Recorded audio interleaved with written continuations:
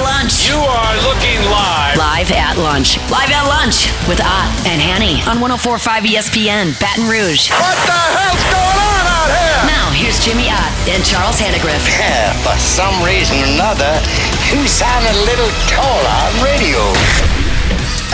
Is it live? Is it live? Is it live? From Rufino's on Highland Road, welcome to the Friday edition. Lock of the Week Friday presented by Tex Morris at Edward Jones Investments here on 104.5 ESPN Baton Rouge, live at lunch. Charles Hannegriff along with former Tiger Richard Dixon, Max Gotro. Jimmy Ott will be with us a little bit later on in the show, starting in hour number 2. Our usual cast of panel of experts. We have lots of picks for you here today as we get into the weekend. Hope you had the Giants in the points last night. All you needed was a guy to miss a kick who misses a kick like never. His first missed 50-yard kick. Yeah, this guy makes 50-yard field goals in his sleep, and he pushed one, God bless him, and the Giants got home. On the other side, my condolences. Malik Neighbors had himself another big night, although he ended it with a concussion, but another 12 catches. He's got the most catches and touchdown passes through this point in the season of any rookie outside of Puka Nacua last year. And when you add the yards and all that stuff in, the only other guy that's with him is Odell Beckham. And if you go down and you look at this list of receivers that have dominated in their rookie year, their first 2 years, their first 3 years, it's like all LSU guys. It's Beckham, it's Landry. Neighbors has exploded onto the scene here. We've had a run of really good receivers out there right now. I mean, it goes back far. I mean, it goes back a long way. I don't think about, the guys I played with, Dwayne Bowe, Buster Davis. I mean, they had good careers, but nothing like what Odell and Jarvis and. I'm going to go back even further than that. Josh Reed won the Biletnikoff in 2001, and the receiver on the other side was a very, very good football player named Jarrell Myers, who kind of got lost in all of because Reed set all of those records. But Myers was not a very highly recruited guy, but he was a starter from the day he hit campus. I mean, I remember going out for that first freshman practice, and it's like, who's three? Yeah. And Myers was a terrific receiver on the other side of Beckham. I mean, then Michael Clayton was on that team as a freshman. And in the 03 team, Clayton, who was a first-round pick, Devery Henderson, who was a longtime pro, was a terrific player for both LSU and the Saints, and Skylar Green was on that team, oh, by the way. And you get to Bowe and Davis, who are both first-round picks on your team. Brandon LaFell, and early Doucette, and then you get to Jarvis and Odell, and then, of course, Jefferson and Chase, and Thomas and Neighbors. And what did Nick Saban say? You can go find a skill guy in Louisiana by shaking a tree and want to fall out. Yeah, and he's not wrong. The state has never lacked for wide receivers, running backs, DBs, even linebackers. Offensive linemen are sometimes a challenge, and quarterbacks are sometimes a challenge. But I feel like the quarterbacks have picked up here recently, and I don't know if it's more of – I think you're just seeing a lot more the 7-on-7 year round. We got these 7-on-7 tournaments. I think there's more development in the quarterback from – like when I played, we ran the ball in high school 90% of the time. Right. I mean, no one was doing anything with passing-wise. That's changed. Yeah. And our starting safety was our quarterback. Our cornerbacks were our running backs. Well, you know that when the first day Matt Malk got here, he was a safety.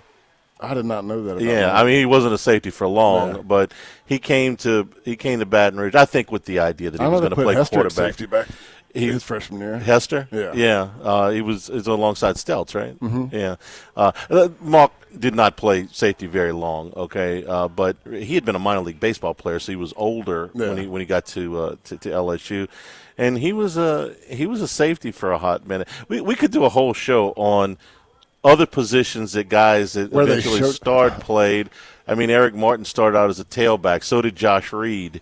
Marcus Spears came here with the idea that he was going to be a tight end, but never was. Mark Roman was going to be a running back. Our right side of the line all played D-line as freshmen. Stephen Peterman. You had Lauhit. That's right. Cornell Stewart, yeah. And then, you go back that Joe Barksdale played defensive tackle his first 2 years. And had a 18-year career in the NFL as an offensive Chase lineman. Claymont played DN his first 2 years, moved to tight end. Didn't you want to play defense originally? I was more recruited as a defensive end than a tight end. I was kind of 50-50 on what I wanted to do, and then it just kind of fell to what schools would recruit me where and what I fell in love with. So defense was always more fun to me because I just love reacting and going and trying to beat the hell out of somebody. Did they sell you on you'd play earlier as a tight end, or did you just change your mind? Well, they told me I could play earlier, and then I ended up starting as a true freshman, and it just all worked out. Yeah. All's well that ends well, Yeah. huh? All right. How, after you had another look at the film, because I know you went back and watched a little bit more of what happened with UCLA, other observations other than the ground we've covered so far? Man, it's like I keep saying, and we're so close because me and Flynn and T-Bob did a little event yesterday with Will Arnold at Exxon, and we kind of got to the side and we're talking about it. And like the corners, they play good coverage, but then again, they're just not making plays on the ball. They're not getting to that next step of they're there, find the ball, stick your hand out there, break it up. And, we were joking like, well, how do these guys always these quarterbacks have great games against LSU? It just seems like, they get in there, they've struggled the week before, they come in and play. But everything we're doing, it's so close. Like I think Stamps plays with good coverage. I think Woodland plays with good coverage. I mean, they're all there. They got to take the next step and make a play on the ball. The safeties, they're there. They take a bad step, get out of position. I mean, so we're getting closer. I just think, we're going to get better each game, and by the end of the season, we're going to have a pretty solid team. I hope you're right, but the reality is that they are second to last in the conference in pass defense. Maybe that and we think that the pass rush has improved. LSU's got 2 guys in the top 10 nationally in sacks with Swinson and Jones. So it's not like they don't have people that are rushing the passer. Now, we're going to talk, obviously, a good bit about the absence of Harold Perkins, but it's not like they were pass rushing him a lot. Not nearly as much as they needed to. We're bringing a lot of blitzes. We're coming, we're coming after them fast because we know that we got to get there and try to disrupt something. When that happens, you're also leaving help from the inside. So when these guys are getting beat, they don't have the guys that are inside that scare the quarterback away from going there are now blitzing. And if he makes a good read quick and gets the ball out before the blitz can get there, it makes it harder on the DB. So it's kind of, one way, half dozen the other. We went back and looked at a lot of things. By the way, the Handycast, Richard and I, we've upgraded our video capabilities. So if you want to go way better in 4 weeks.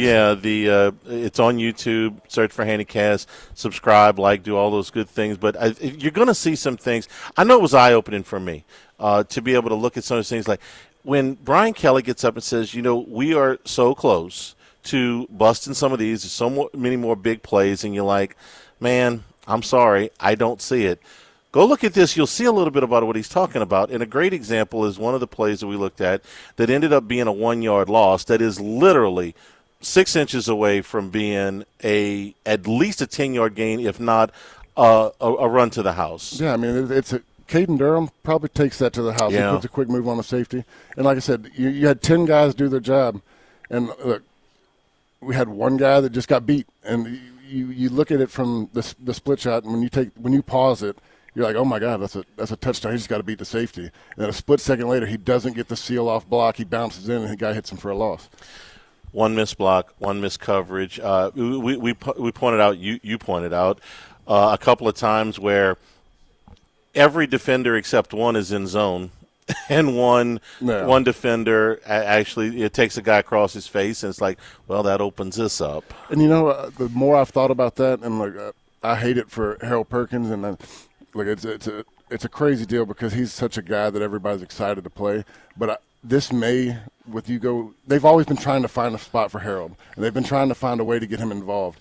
This might simplify things for the linebackers. They're going to go back and play base. These 3 guys, they're not trying to create a way to get Harold Perkins involved in a certain situation, that it might simplify what each guy's doing instead of them moving from strong side to weak side to middle to right. They can all go play a base package, not switching in and out, and it might simplify some of those coverages. Is this as simple as you're reacting to the opposite formation, and if you've got a 3rd linebacker on the field, it's West Weeks, and if you have a 5th defensive back on the field, it's probably Major Burns. We may see a little bit of Colin Jackson at that position as well. Is it that simple? Yeah. I mean, to me, it's guys they're playing the same position week in and week out instead of trying to rotate to fit one other person in. Okay. That's my theory on it. We'll see. Whit Weeks ends up going to the strong side in this. Now, you've been a Whit Weeks fan, and I have too, pretty much since he got here, and they've done a lot of different things with him. What does this do for him specifically? I think he can focus on one spot. Like, I think the two protections we're talking about, it was Whit Weeks who got confused. Everybody else had run one and Whit ran the other. Or maybe Whit was doing the right thing and everybody else. I pray to God it's not that. No, I'd rather just have one person. I was kidding, I think, yeah. But, what you're talking about is Whit was moving from weak to strong to, he played some in the middle. They were moving around trying to get Harold Perkins in the right position to be effective. So this way it might slow things down for him. We're like, you're going to play strong side all night long. Just know that. He's in a strong side. Burns is a star. You've got enough corners back now. Zy Alexander may or may not go tomorrow. He's got a concussion. But you got enough corners that you can keep Sadrian on the backside. Yeah. And Deshaun Spears, I think, has kind of established himself as, the resident dude back there. So he's going to be playing a good bit. And I think he's only going to get better. I'm very, very high on Spears. I think he's going to be a terrific player as he gets a little bit more time in. I hadn't ran the snap chart on the freshman. I would have to guess it's between Spears and Bro, who as true freshmen on the defense. I would throw Relaford too, maybe. I feel but Bro, you're right on recently, the last 3 games. But I would say between the two, and that, to me, that tells you all the confidence they've had. I mean, I feel like I noticed Spears early on, maybe even USC, where he was getting put a lot more playing time. And I didn't get a chance because of some other things to see as many practices as I usually do in August. But Spears stood out. Yeah. He was one of the guys that stood out. And you look at him, you go, okay, he just looks like a player, and he just needs some reps. And now you're a month later, month and a half later, and you've seen it. I think by the time you get to November, you're going to look at him and go, man, the guy's pretty salty. So willing to work through some things back there. The ends are getting a good pass rush. So now it's just about cinching up those things where the bus up front for 10 yards, 12 yards, 16 yards. Saw 10 of those in the first half last week. Wasn't the 60-yarders that you had against Nichols in South Carolina, but it's still called a death by 1,000 paper cuts. They shut that down in the second half, Rich. But my deal is UCLA didn't hit the ball in the second half. The offense dominated the time of possession. They had the ball for 2 90-yard drives, 2 other drives that took up 3 and 5 minutes respectively off the clock. They had the ball for over 2/3 of the second half. I'm delighted that the number of yardage and the number of plays went down for UCLA, and the defense had a little bit to do with that, but the offense helped a lot. No, it was the offense controlled the second half. I mean, you have 2 90-plus yard drives where they just methodically moved the ball down the field. They weren't in a big hurry. I'm not sure what the time of possession was on each one of those drives, but they controlled the entire second half. But the defensive line, to me, Bro's playing with a really good technique. Watching McKinley get in there, they're coming, and I think a lot of that with – what I saw early on with Bro is he was just trying to use his strength and muscle a guy over to where now he's locking out his arms, extending, looking for the ball, and he's going to slow up the gaps in the run game. We're here at Rufino's. The restaurant opens at 11 o'clock. Hope you can make it in your plans to be with us. Our weekly features today, the appetizer feature, the spicy marinara with pickled peppers. And here's my lock of the week right here. Jimmy Ott will order the tuna tartare. He's loves tuna. That comes with an avocado salad and some wonton chips, tuna tartare. Entree features include the speckled trout with the jumbo lump crab meat and asparagus, the Wagyu ossobuco, which sounds absolutely fantastic, roasted carrots, sun-dried tomatoes, fresh basil with the ossobuco, and seared duck. You got the pan-seared duck breast with the duck fat roasted fingerlings. Lots of good stuff here. And the candy apple cobbler, caramel apples. We're getting close. It's on, you can see Halloween from here. Fall food. Yeah, fall food. We got a little, It felt like fall this morning. Boy, it did. It really did. It did like yesterday morning, too, but then after lunch I was like, man, it's back to hot again. We're getting there. We can see it from here. So come on by and enjoy the afternoon with us here at Rufino's. Live at lunch. Log of the Week Friday is presented by Tex Morris at Edward Jones Investments on 104.5 ESPN Baton Rouge.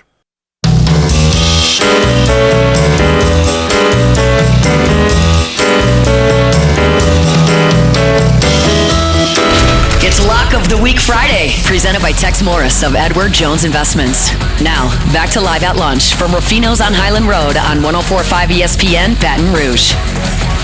And return here at Rufino's. Richard Dixon with me. We were talking during the break.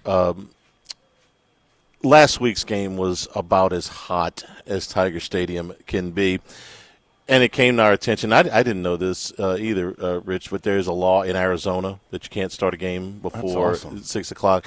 And we think that the origin of that was for the high schools, so that, there was a safety issue.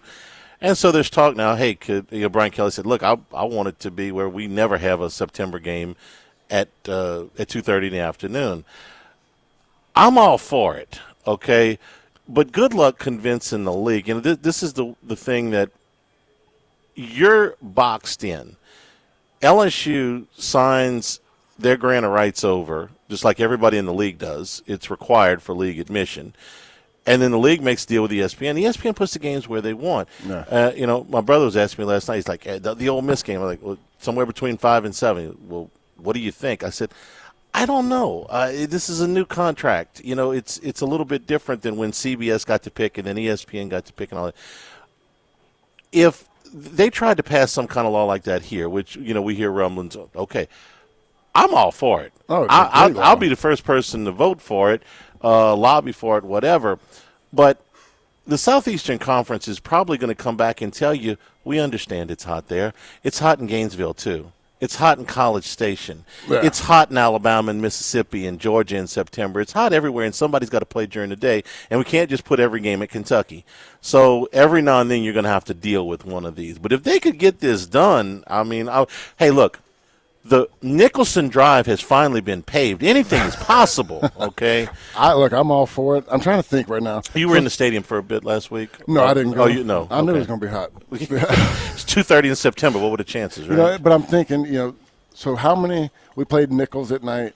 Mm-hmm. We played – South Alabama's going to be at night. So UCLA was really the only game in September we played that would have been before it. The bye games, the rent-a-win games, whatever you want to call them, are easy enough to put at night. They did stick that Utah State game in 19 at 11 o'clock in the morning, which was just criminal. But for the most part, the rent-a-win games, it's easy enough to put them at night. But when you play somebody good, okay, they're going to play Clemson here in 2 years on opening day, okay? Yeah. Ain't no guarantee that game's going to be at night. Someone needs to go look at how Arizona does it. Someone needs to go – someone needs to go look into this because the league's got – you can request things of the league, and they can – they can either grant them or they can deny them, okay?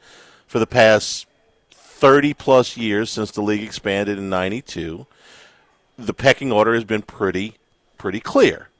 Alabama gets whatever they want, and then the rest of it will fill in around that. It's not quite like that anymore because now Texas is in the league. But the overall structure of this ESPN contract is they're going to be September day games, places where it's hot. Yeah. So if they get this accomplished, I'll tip my cap to them. But I guess I can see where it's a little bit easier in Arizona because they always had the Pac-12 after midnight slot. Like they had the later slots that you could maybe hide it in. I don't know, but like what you're saying, if LSU does it or Louisiana does it, Alabama's going to do it. Florida's going to try to do it. Then you're going to get to the point where you can't play any SEC games. Right. What was the temperature in College Station at 2:30 last Saturday or Gainesville? Austin, it's hot everywhere. We're in the South. You put all the games at night and let Minnesota play during the day. Yeah. All for the effort, guys. If you can get it past, fantastic. Let's talk about LSU's offense and what we saw in the first half as opposed to what we saw in the second half. Rich, why were they able to dominate the ball as much as they did in the second half? I just think that, Nussmeier made great decisions. They got the run game going a little bit earlier. They had a lot of positive yards in their run game. I'm not saying big runs, but they were 3 to 4 yard gains instead of getting stopped in the line. He made great decisions on little pop passes and drags across the middle. Nuss didn't miss very much, and those guys where I think our receivers are great is in the intermediate game and beating people off the line, getting in breakers and running to where, being on the same page. The ball's going to the break where he's cutting it at the same time. But they just made the right moves. And, look, Nuss played smart. We went through that drive. I don't know if it's in the third or fourth, but the long drive that was 92 yards. One of them was 96. Where Caleb Jackson gets 7 balls in a row. Mm-hmm. I mean, just 7 balls in a row. That was another thing that surprised me. It feels like, wait, it's every – yeah, I mean, it was – they weren't all runs. Check down, run, check down, run, check down. I mean, they went after him because UCLA's linebackers were bailing out because we've been beating them with dig routes and crossing routes. They were sinking back deep, and we just kept taking the check down, hitting Caleb, and he would make a guy miss, get a 10, 12-yard game. The check down this year to me is the Jaden Daniels run from last year. It's a safe play. It's almost always a positive play. The difference is that it was Jaden deciding when he needed to take off, and now it's Nussmeier trying to decide who he can check the ball down to. But Mason Taylor leads the team in receptions at 9.5 yards. A lot of these are checkdowns. Aaron Anderson, his average is up at 14.2, but a lot of that's off of 1 or 2 plays. Most of his gains have been in that 6 to 12 bubble screen. Yeah. Durham has 3 catches. One of them was for 35 yards, but the other 2 were for about 4 yards apiece. Caleb Jackson, you mentioned all of his touches. His average per reception is 7.2. I loved watching Nussmeier kind of dissect this stuff because he was hitting the open guy. Now, there were a couple of times where there was the opportunity for the big play and he checked it down, but it was still a positive yardage. It was positive yardage. And, look, he got in a rhythm with Mason Taylor. There was a couple times where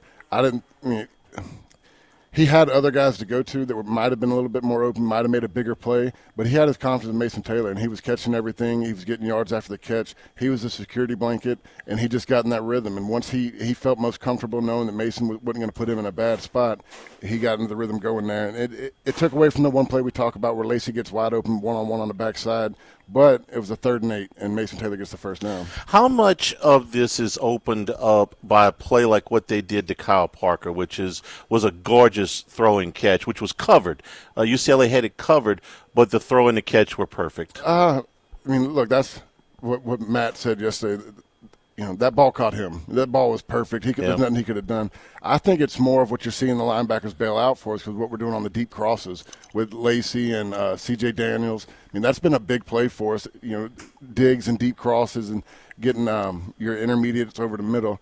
But this is a week where, like what we've been saying, Hilton could blow this thing up open if he starts getting a guy deep over the top to back the corners off. I got to see him play. I'm kind of. We got to see it, but that's the guy we've been waiting on. Listen, I recognize his talent. I can't wait to see him play. But until he actually does, I'm not going to. Yeah. Once you got me, twice you got. Look, when he plays, he plays. I'm not going. I don't want to do this every week. Let's talk about what Hilton can do because I don't know if he's going to play. No, but I think that's the next element of this offense. Yeah, it would be great. Yeah, because right now, look, Parker, great catch. He wasn't that open. He didn't. It's not like he burned the guy down the sideline and just beat him. Lacey's had a few opportunities deep down the field. He had the receiver all over him. It's not like he had separation speed. So this is the one thing that can really soften the defense if you find the next guy. The ball caught him. That sounds like something a quarterback would say. That's what Matt said. You let him get away with that? You're a receiver. You let him get away with that? On that one, when you watch it 5 times, he's true. He's actually right. We're brought to you by Home Bank, Louisiana-based since 1908 for your personal and business banking solutions. Local bankers ready to meet your financial goals. Right now, some terrific rates on short and long-term CDs with some minimum balances that are very, very reasonable, allow just about anybody to get in. So talk to one of the local bankers here at a Baton Rouge location, Corporate, Sherwood Forest, Longform Village, or Bluebonnet. You can also find Home Bank locations in Acadiana, New Orleans, the North Shore, Natchez, and Houston. Visit home24bank.com for more information. Home Bank, member FDIC. Live of the Week Friday here at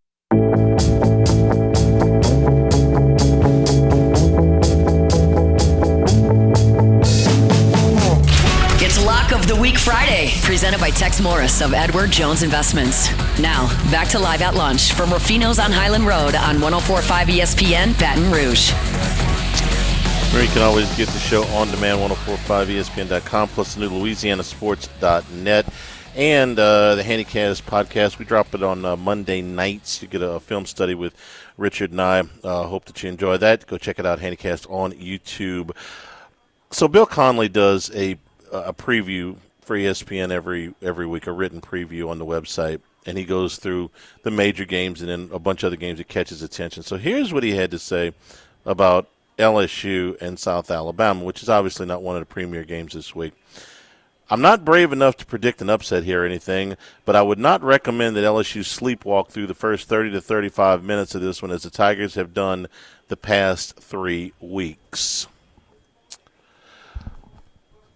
With you for Nichols, sleptwalk through 35 minutes, right? Right up to the point where Guggenheim busted. After he broke that long one, then they settled down. South Carolina came out. The emotion, whether it was the emotions of South Carolina overwhelming them or whatever, or they were flat or some combination of both, 17-0 whole. I didn't think they came out flat against UCLA, though. Scored on the first drive. It was 17-17. I wouldn't describe LSU, and I understand why he's saying this. He's like, UCLA, if I'm watching this from 35,000 feet, I'm like, UCLA stinks. What are you guys doing tied at the half? I completely get where he's going. But we watched the game, and it's like, no, they're not flat. They're just going toe-to-toe with them. Yeah, I mean, they couldn't do it for 60 minutes, but they did it for 30. They had enough talent to be, I don't want to say equal, but to play motivated to keep the game close in the first half. So why – I'm asking you to maybe go psychological here, but once is a fluke, twice is a coincidence, 3 times is a trend. Okay, are you playing flat, or you just maybe not as good as you think you are? I'm leaning more that we're not as talented as we thought we were. I mean, we went into the season talking about the best offensive line in the country, and as far as pass blocking, I'll give them that. They're as good as anybody protecting us. Meyer's been sacked 2 times all year. Run blocking has been an issue. When you go look at how our guys grade out in the run game, it's very average to, not very good. But I think it's getting better. I mean, when we broke down this last film, there was a lot of opportunities in the run game. They were doing different things. What was killing us earlier on is we're running an RPO with never giving a run look at a quarterback. So these ends were flying off the backside, hitting them in the backfield, never letting them get over there.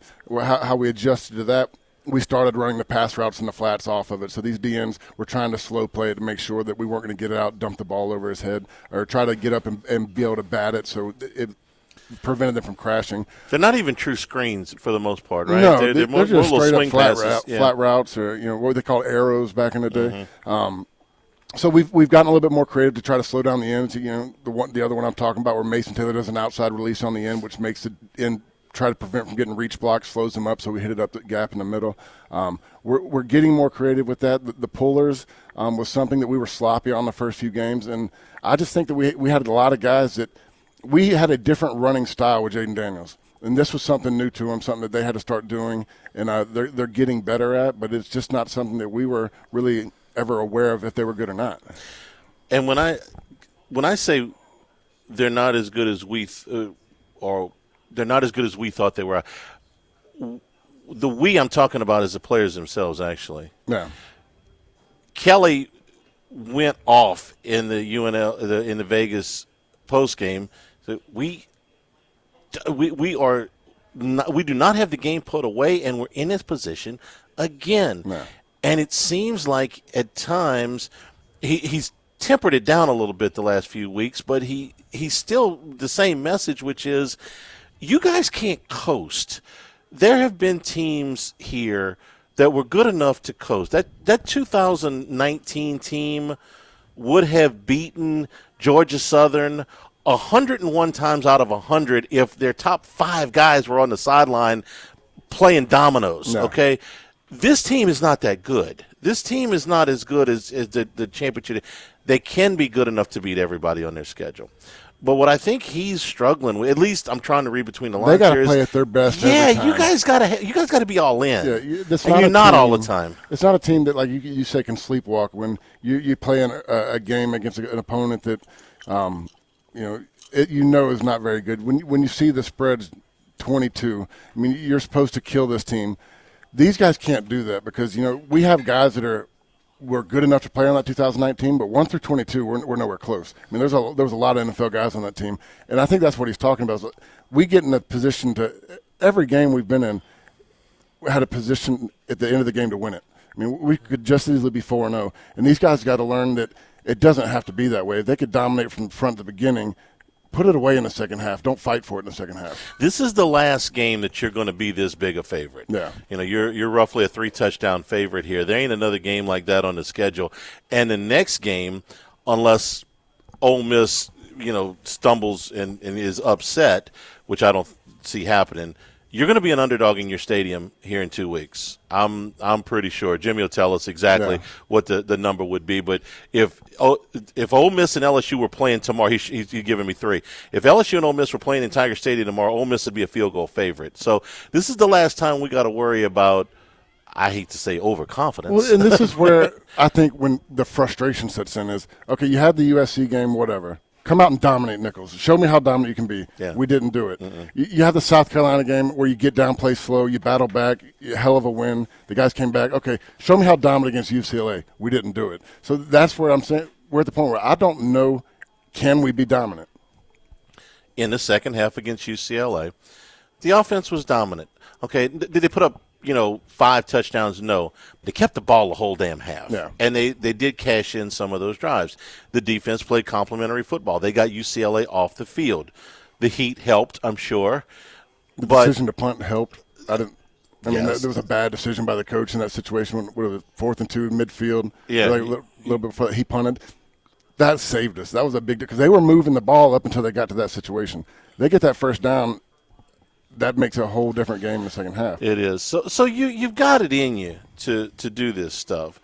But there has been, and I'm just trying to mirror what the coach is saying, a little more complacency than you can afford here. You don't have 25 NFL guys, on this team right now. You got to have everybody playing at their best. I mean, you don't, like you said, you don't have 25 NFL guys to where, 5 of them can play lights out and a few of them have an off day and still dominate a game. And I don't mean, you don't have underclassmen that are not playing right now that, might not develop. I'm talking about the guys that are actually playing.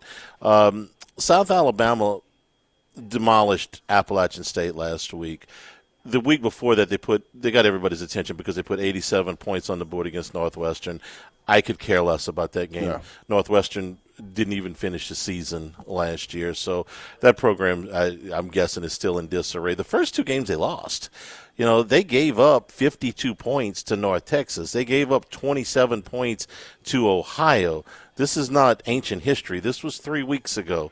So, to me, LSU's offense should be able to go out there and really dominate from the pick up where you left off in the second half of last week's game.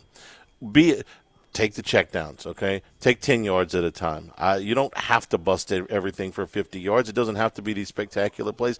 Go out and just suck the life out of them right from the beginning with a controlled passing game like what we've been talking about, enough of the run game, and a quarterback that's operating at a high level. Why can't you do that, Rich?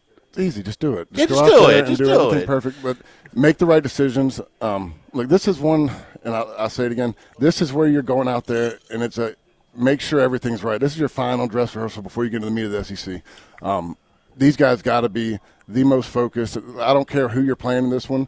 You've heard what's happened the last couple of games. You've seen your play. You've watched the film. This is like, guys, let's get serious. Let's go out there and let's show everybody that we can be dominant and build that confidence before going to Ole Miss. Here's where I get you to tell your bye week stories, okay? Because it's a bye week after this. And you told the story before, but I like the story because I think it hits home about the schedule. If the game looks good or if the game doesn't look good. Everybody out there, okay, players and coaches, but especially we're talking about the players, have been there since roughly the 1st of August. We're talking about almost right at 2 months with very little time off, okay? They get a chance to exhale a little bit. But Go ahead and tell your story about what Les used to do with you guys when it was the potential of a break. It's going to be a typical normal week starting Monday. You get in there, stretch, pads, go film review, you go over your mistakes, plays, correct things, and then you do a lot of walkthroughs. Go out there, get plays ready for the next week. Tuesday, Wednesday, Thursday, pretty much normal practice. We might let the younger guys bang a little bit more, guys that haven't been playing much. But if we practice good Tuesday, Wednesday, Thursday, we'd had a conditioning at 6 o'clock Friday morning. And as long as everybody didn't get in trouble that week, showed up on time, you ran your sprint 6 o'clock Friday morning, and you went home. And be back Monday. 3 days off. 3 days off. Almost 3 days off. 6 o'clock, it's 3 days off at that point. We don't have a practice Friday afternoon. We don't have a game. So this is when we put pressure on everybody. I mean, they told us if one person is late Friday morning, we're all staying. And we're going to practice Sunday. You would kill somebody. You had everybody checking every door, knocking on everybody to make sure we were there. Because that was the relaxation. You've been banging it. You've been getting in fights with your teammates since camp.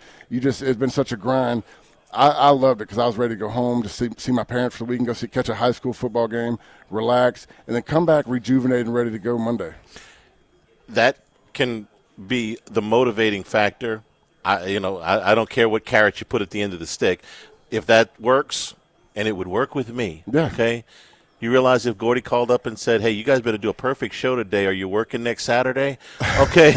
Hey, look, we're looking forward to a day off, too. It's been a minute. I can imagine for them. Yeah, everybody needs it. It just needs a mental break at that point. Yeah, so dangle that if you must. Anything that would keep them focused. Yeah, so you just need to that's all we're looking for here. Execute all week long, and we'll give you a break. We're brought to you by Total Maintenance, AC and heating, generators, electricity, plumbing. Total Maintenance, your one-stop shop for all of these needs. One of South Louisiana's oldest and largest AC and heating companies since 1980. Their slogan has been service today, every day. You call today, you get service today. Nobody goes to sleep hot. Over the years, Total Maintenance has expanded their operation to the New Orleans area. Full staff in both Baton Rouge and New Orleans. Certified dealer for Carrier, American Standard, Daikin, and Rheem AC units, Generac and Cummins generators. All of your electrical and plumbing needs. In Baton Rouge, it's 480-1000. In New Orleans, 841-3300. Service today, every day, Total Maintenance. Back here at Ruffino's Log of the Week Friday, presented by Tex Morris at Edward Jones Investments on 104.5 ESPN Baton Rouge.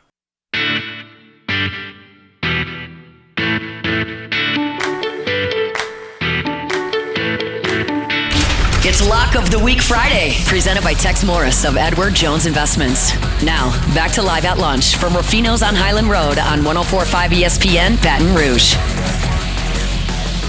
Rich, we got an interesting weekend in the Southeastern Conference. The big game, of course, is Georgia and Alabama. What do you think? Alabama's was a 2-point underdog, which doesn't happen. Hadn't happened at Bryant-Denny Stadium since the game you played in 2007. LSU was a 7-point favorite that day and won the game by 7. They're an underdog tomorrow. What do you think? You've seen both of these teams play. I think it's going to be a hell of a game. This is a game this is an SEC championship. To me, this is the two best teams in the SEC right now. It's the two best teams. Texas is still in the league. Oh, is in the league Texas now. In the league right. now. God dang it. You're right. But go ahead. I mean, you can still make the case. Historical. I mean, these are the teams that have been in the SEC for the last 7-8 years. I mean, Alabama the last 12, 13. This is a game that everybody looks for. You normally only see this in the SEC championship. This is one that I've been fired up about, and, of course, I didn't realize the time of it that I won't get to watch it. I might have to rewatch that one Sunday. But this is a big game for DeBoer. I mean, this is the one where he comes in. He's got Nick Saban talent. This is all the guys that Nick Saban recruited. He's got some of the guys he brought in. This is a game that shows the Alabama fans where they stand and where they are going forward. The last 10 SEC championship games, 9 of them have been won by either Georgia or Alabama. The LSU 19 is the lone exception to that. Because when I read, they have just dominated the league for the last decade. I'm like, hang on a second. There was one LSU team for sure. And I was like, yeah, that's the exception. Yeah. The rest of the league has been shut out. Florida, Auburn, Tennessee, A&M, It's been a Georgia-Alabama show for a long time. It's been a Georgia-Alabama show, except for the Joe Burrow, Chase Jefferson. Which we played Georgia. Yeah, that year. For 10 years in the league, that's a long time.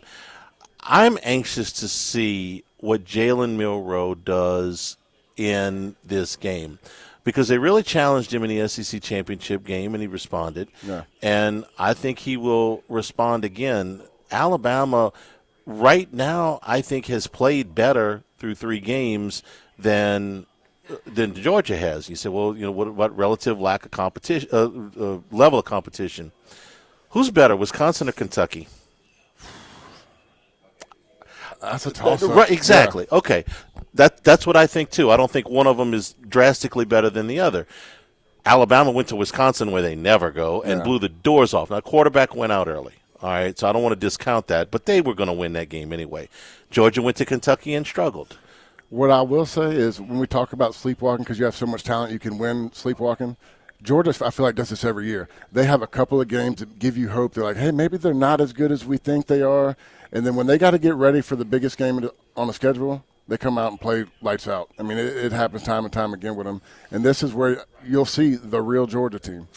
In the next 7 weeks, Georgia will play 4 games against current top 6 teams, 3 of them on the road. In this one, they're at Texas, they're at Ole Miss, and then they play Tennessee at home. You want to know what their breathers are in between that? Auburn and Florida, okay? That's where we are as a league. You're going to play 4 ranked teams and top 6 ranked teams in the next 7 weeks, and in between that, we'll give you a breather with Auburn and Florida. Now, State's in there too, so that is a breather this year. But Auburn and Florida, that's crazy. I mean, we tell you all the time, like State was never really good when we were playing. But it was always a physical game. That was one of those games that we knew we were going to win, but we were pretty beat up after the game. The Stelts game is the one I remember. The Thursday night game to open the season in 3 07. interceptions in the rain. It was 45-0, I think, was the final. That's the worst we beat them, I think. Stelts had a heck of a game that night. We're brought to you by Louisiana Health and Injury Centers, helping you deal with pain. Dr. Michael Goff and his staff done a great job for our family. You get something that just hurts. It's what's happened to you, Rich. I mean, you've had 900 surgeries. Your back starts to hurt. Your neck starts to hurt. Man, you can't get around as good as you want to. Or maybe, you're not getting a good night's sleep. Let them help you out. Let them target your problem areas, get you to feeling better. Whether it's a series of exercise and stretches, a dry needle, electric nerve stimulation, cryo, ultrasound therapy, they're going to find something that works for you. They're going to get you to feeling better. I know. I've been. This has happened for me. It's happened for my wife. It's happened for other members of our family. So, Airline Highway, Plank Road, Jefferson Highway, near Drusilla, Dr. Michael Goff, Louisiana Health and Injury Centers. Final thoughts on the game before we let you run, Rich? Keep getting better. I mean, just keep improving the things. Get better each week. Get the young guys to become sophomores. I'm hoping for multiple reasons, a fast start on both sides of the ball. I want to dominate from the get-go. Just one of those, what I've been asking for. Come out there and show us you can do it. I used to always make fun of Gordy when we do keys to the V, and he'd say, get off to a good start. I'm like, Gordy, when do you want to get off to a bad start? Okay, but this team in particular has been so chronically slow starting. I would like to see them get off to a good start. You got to, and just get the momentum going early. You'll be a part of pregame and postgame tomorrow. Looking forward to that. And the podcast is available, the Handycast, on YouTube right now. Back with hour number 2, Lock of the Week Friday, presented by Tex Morris at Edward Jones Investments from Rufino's on 104.5 ESPN Baton Rouge.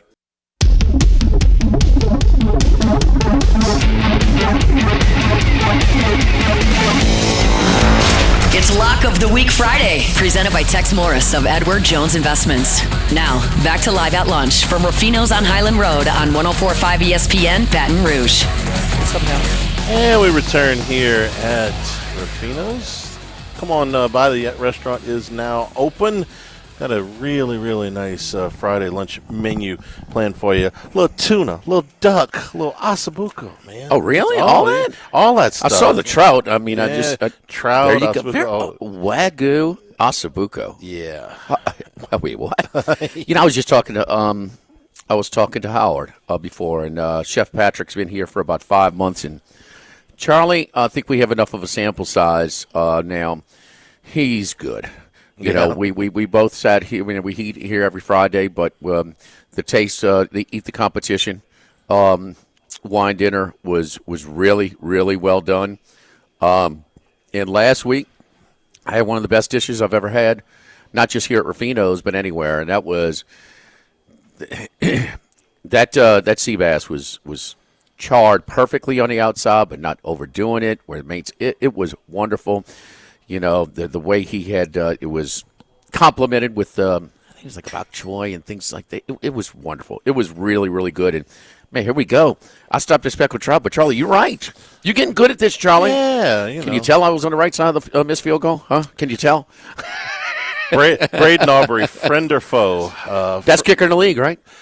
Yeah. And how far was that? 50? 51 yards. He nailed a 60-yarder earlier, right? He did. He had a 65-yarder last week, which is the second longest kick in NFL history. I don't even think it made the highlights. This guy's so common. He had never missed a kick over 50 yards, but he missed that one. How many of those were 10 for 10 or so, or at least? If you're 15? going back to last year, yeah. Yeah, no, you said ever. Well, yeah, he's been in the league for a year and 3 games. I'll get you exactly how many, but it's double digits. Yeah, it's double digits. How's Neighbors? He's got a concussion? He says he was on Instagram this morning. He says he's okay. He was clearly dazed in the locker room last night. I mean, on the field you could see it, but in the locker room, one of his teammates, I forgot, is like, hey, you okay? And he's like, nah, man. Like, right now I'm not. He came back on Instagram and clarified it. He's going to be in the concussion protocol, I'm sure, all week. But another record-setting night. First, most catches through 3 games, or most yards and touchdowns through 3 games for a rookie. Second in receptions behind. Wait, yards and touchdowns? Yards, touchdowns. Because his receptions are way up there, but his receptions are second behind Nakua from last year. But through 3 games. Through 3 games, yeah. And his yards are the most. Really? Let me check that to make sure I'm telling you right. But okay. Yeah, I read that this morning, I believe. Yeah. Neighbors sets record. He first player in NFL history to record at least 25 receptions and 3 touchdowns in his first 4 NFL games. So it's the receptions plus the touchdowns, not the yards. Is Max included on this segment? If he wants to be, Max is always welcome. How you doing, Max? Doing well, Jimmy. How are you? He's watching golf. He's watching the President's Max, it's Cup. football season. Okay, I know. All right, it's over. We wait all year long for football season. Put that golf on the shelf. Okay. He laid the points in the President's Cup. He's relishing in his. Is this supposed to make us feel better after getting routed in the Ryder Cup? Is that what this is about? Huh? It's beating down on the local little. It's terrible. It's a terrible. Not a bad week last week for the boys. Uh-oh. Kenny White, 3-0. Baylor, Colorado over. Michigan, SMU, all cover. Matt Humans, 3-2. I'm sorry, 3-2. 3-2. Wes Reynolds, 2-1. Chris Massaro, 3-2. Bruce Marshall, 4-1. What do you call it, Charlie? The Marshall Plan? The Marshall Plan, Army, Navy, and Vanderbilt, and he almost won all 3 games straight up. Vandy, lost San Jose State was San Jose State. I had money line on that. That was a tough one. 22 points for Wazoo in the fourth quarter to get it to overtime. Yeah, yes. Let's see. I was 3-2. Charlie 3-2, and Max. I was 4-1. You were. I'm sorry, sir. You're right. I'm trying to dig Navy, myself out South of Florida. No. Tulane, Navy, South Florida. Really, South Florida is the only loser.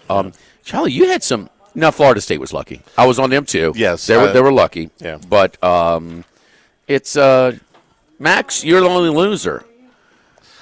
Oh man, he set you up for this. I knew where that was going. That's just so wrong. Yeah. That's just so mean. I'm just going. No, I just happened to go. What's up, Kamala Curtis? How you doing? So mean. Max, speak up for yourself. Well, it was 3-2 with 2 seconds to play in Colorado. Baylor. Yeah. Is that how close we were to sweeping the board? That's pretty damn good. Yeah. 1, 2, 3, 4, 5, 6, 9 different contributors, and I'm sorry, man. There's fair and unfair that a coach gets. I cannot believe a guy as smart as Dave Aranda had that. How about? So you have these 4, and he did like a little, almost like a stunt rush on his 4-man, which I have no problem with. I'm fine with that. Yeah. Give me something besides just the minimum rush, and it seems like the guy's got all day. I'm fine with that, okay? But everybody else needs to be at the goal line. You know where the ball is going. It's the last snap of the game. Everybody knows. And then to compound my criticism, it makes it worse, is that Shedeur is rolling intentionally to his left.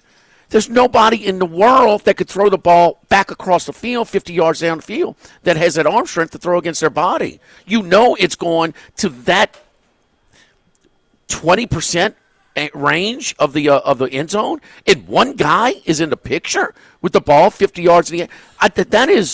That's hard for me to digest for a guy as smart as Dave Aranda. So here was the explanation after the game, which is, they're slanting. There is supposed to be a contain on that far side of the field.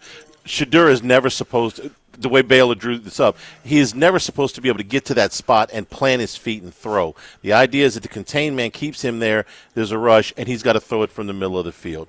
The second thing that Colorado Charlie, that makes it easier to defend if he rolls against his body. You're right, but he's never supposed to be, yes. Okay, I don't care. He's never supposed to be able to get to that spot. The second thing that Colorado did that was really smart was they sent Travis Hunter and this kid that caught the ball, whose name I don't remember, they sent them a good 25 yards apart. This was not a typical Hail Mary in that you had a bunch and you were hoping for a tip.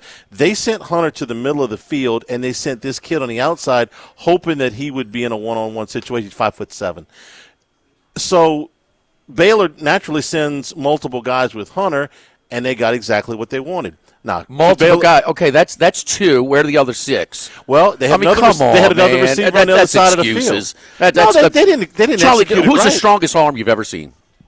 The strongest arm I've ever seen is Jamarcus Russell. You think he can make that throw rolling to his right across the field, 50 yards downfield? I don't. But I know where the receivers are. I know where the receivers are going. And the defensive backs are going with them, thinking that Shedeur is supposed to be in the pocket, so they're supposed to have the option to be able to throw the ball to the right side. When you start at the 25 or 30 and then you're trying to drift back instead of starting at the goal line, you might get compromised, okay, and not being able to read. As soon as he moves to his left, you've got to float left. Now, I do believe that they float to your right, rather. There were 6 or 7 guys that were back there inside the 10-yard line when the ball was snapped. Now, did they play it poorly? Of course they did. Of course they did. But that's not how they intended to play it. It's an easy play to defend. A Hail Mary is an easy play to defend. Okay, I get it. You want to have the focus of your coverage in the end zone is on Travis Hunter. I get it. But my gosh, I mean no. I can't give him a pass on that. You lose. You lose on that. Whenever this is this miraculous play, it's the opponent has to allow it. I'm not saying more than the team has to execute it. I'm not saying Baylor shouldn't have defended the play. Of course, it's an unbelievably that low you roll to your play. left, the ball's in the air 50 yards, and you got one guy in the picture, and you should be able to defend that. Yeah, no, Aranda tell you the same thing. No. And that was bad. And that's those and I mean, should he be under? I mean, they won a Big 12 championship a few years ago. They won a Sugar Bowl, even though Matt Corral got hurt. But, I mean, fair, unfair, and I don't know. I mean, I don't think he's done an awful job, an embarrassing job. He's got something. When's the last time Baylor's won a Big 12 championship? Probably Browse, huh? Yeah. Did he win one? Yeah. He probably did, huh? The year that they beat TCU, I think it was. Yeah, I'll look it up. But, yeah, I think Browse won one. Before that, I don't know if they won one under They didn't. Grant Taft. They did not. Mm-mm. No, I mean, this is not a traditional power by any stretch. They have, they've supported themselves more. When they made the cut from the Southwest Conference to the Big 12, that certainly, that kind of boosted a little interest, okay, and a little support. Their new stadium, things like that. They started putting some money in there, But I mean, he's done. He's done okay. I mean, I'm not fine with that. I just can't get over that, man. No, that was bad. That's the only Big 12 championship game that they've won. Was the one in 21. So Browse probably didn't even win one. Well, they didn't have a Big 12 title.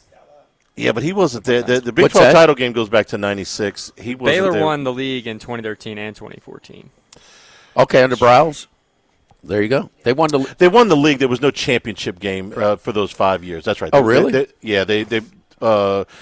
They had no Big 12 championship game between 11 and 16, and they did win the league one of those years. Man, Browse did a good job. Came with a little bit of a baggage, obviously. Mm-hmm. So, but Aranda's done okay, but that's gonna really hurt his chances of maintaining his job next year. That's a tough one because they're not good enough to just win the next 6 of 8. And things like that. So they're just kind of a 500 team the rest of the way. And I think in the end that might cost him. Got a big game tomorrow night that they need to win against an undefeated BYU team. Oh, I love them. I do too. Yeah, right here on my little notepad. BYU is, man. Things happen in those mountains, huh? I mean, that was the 2 teams that won those 2 games. They're both late at night. BYU, Kansas State, and Colorado, Baylor, and both teams that won had no. I don't say no business, but there were misleading scores, to say the least. The fact that BYU beat Kansas State was surprising. The fact that the game was 38-9, and I told you I fell asleep on it. It was late last Friday night. I looked at it. I started going through the play-by-play. I was like, wait, how in the hell did they lose by that many points? Okay, Max, I want to bring you on. Here, I'll set you up now. I'll throw a dart at you first. Now I'll give you a little softball here. Giants settled for field goals, huh? They did. How many times did they go for it on 4th down? Once, maybe? Did they? Did they? Make an argument not enough. Yeah. Huh?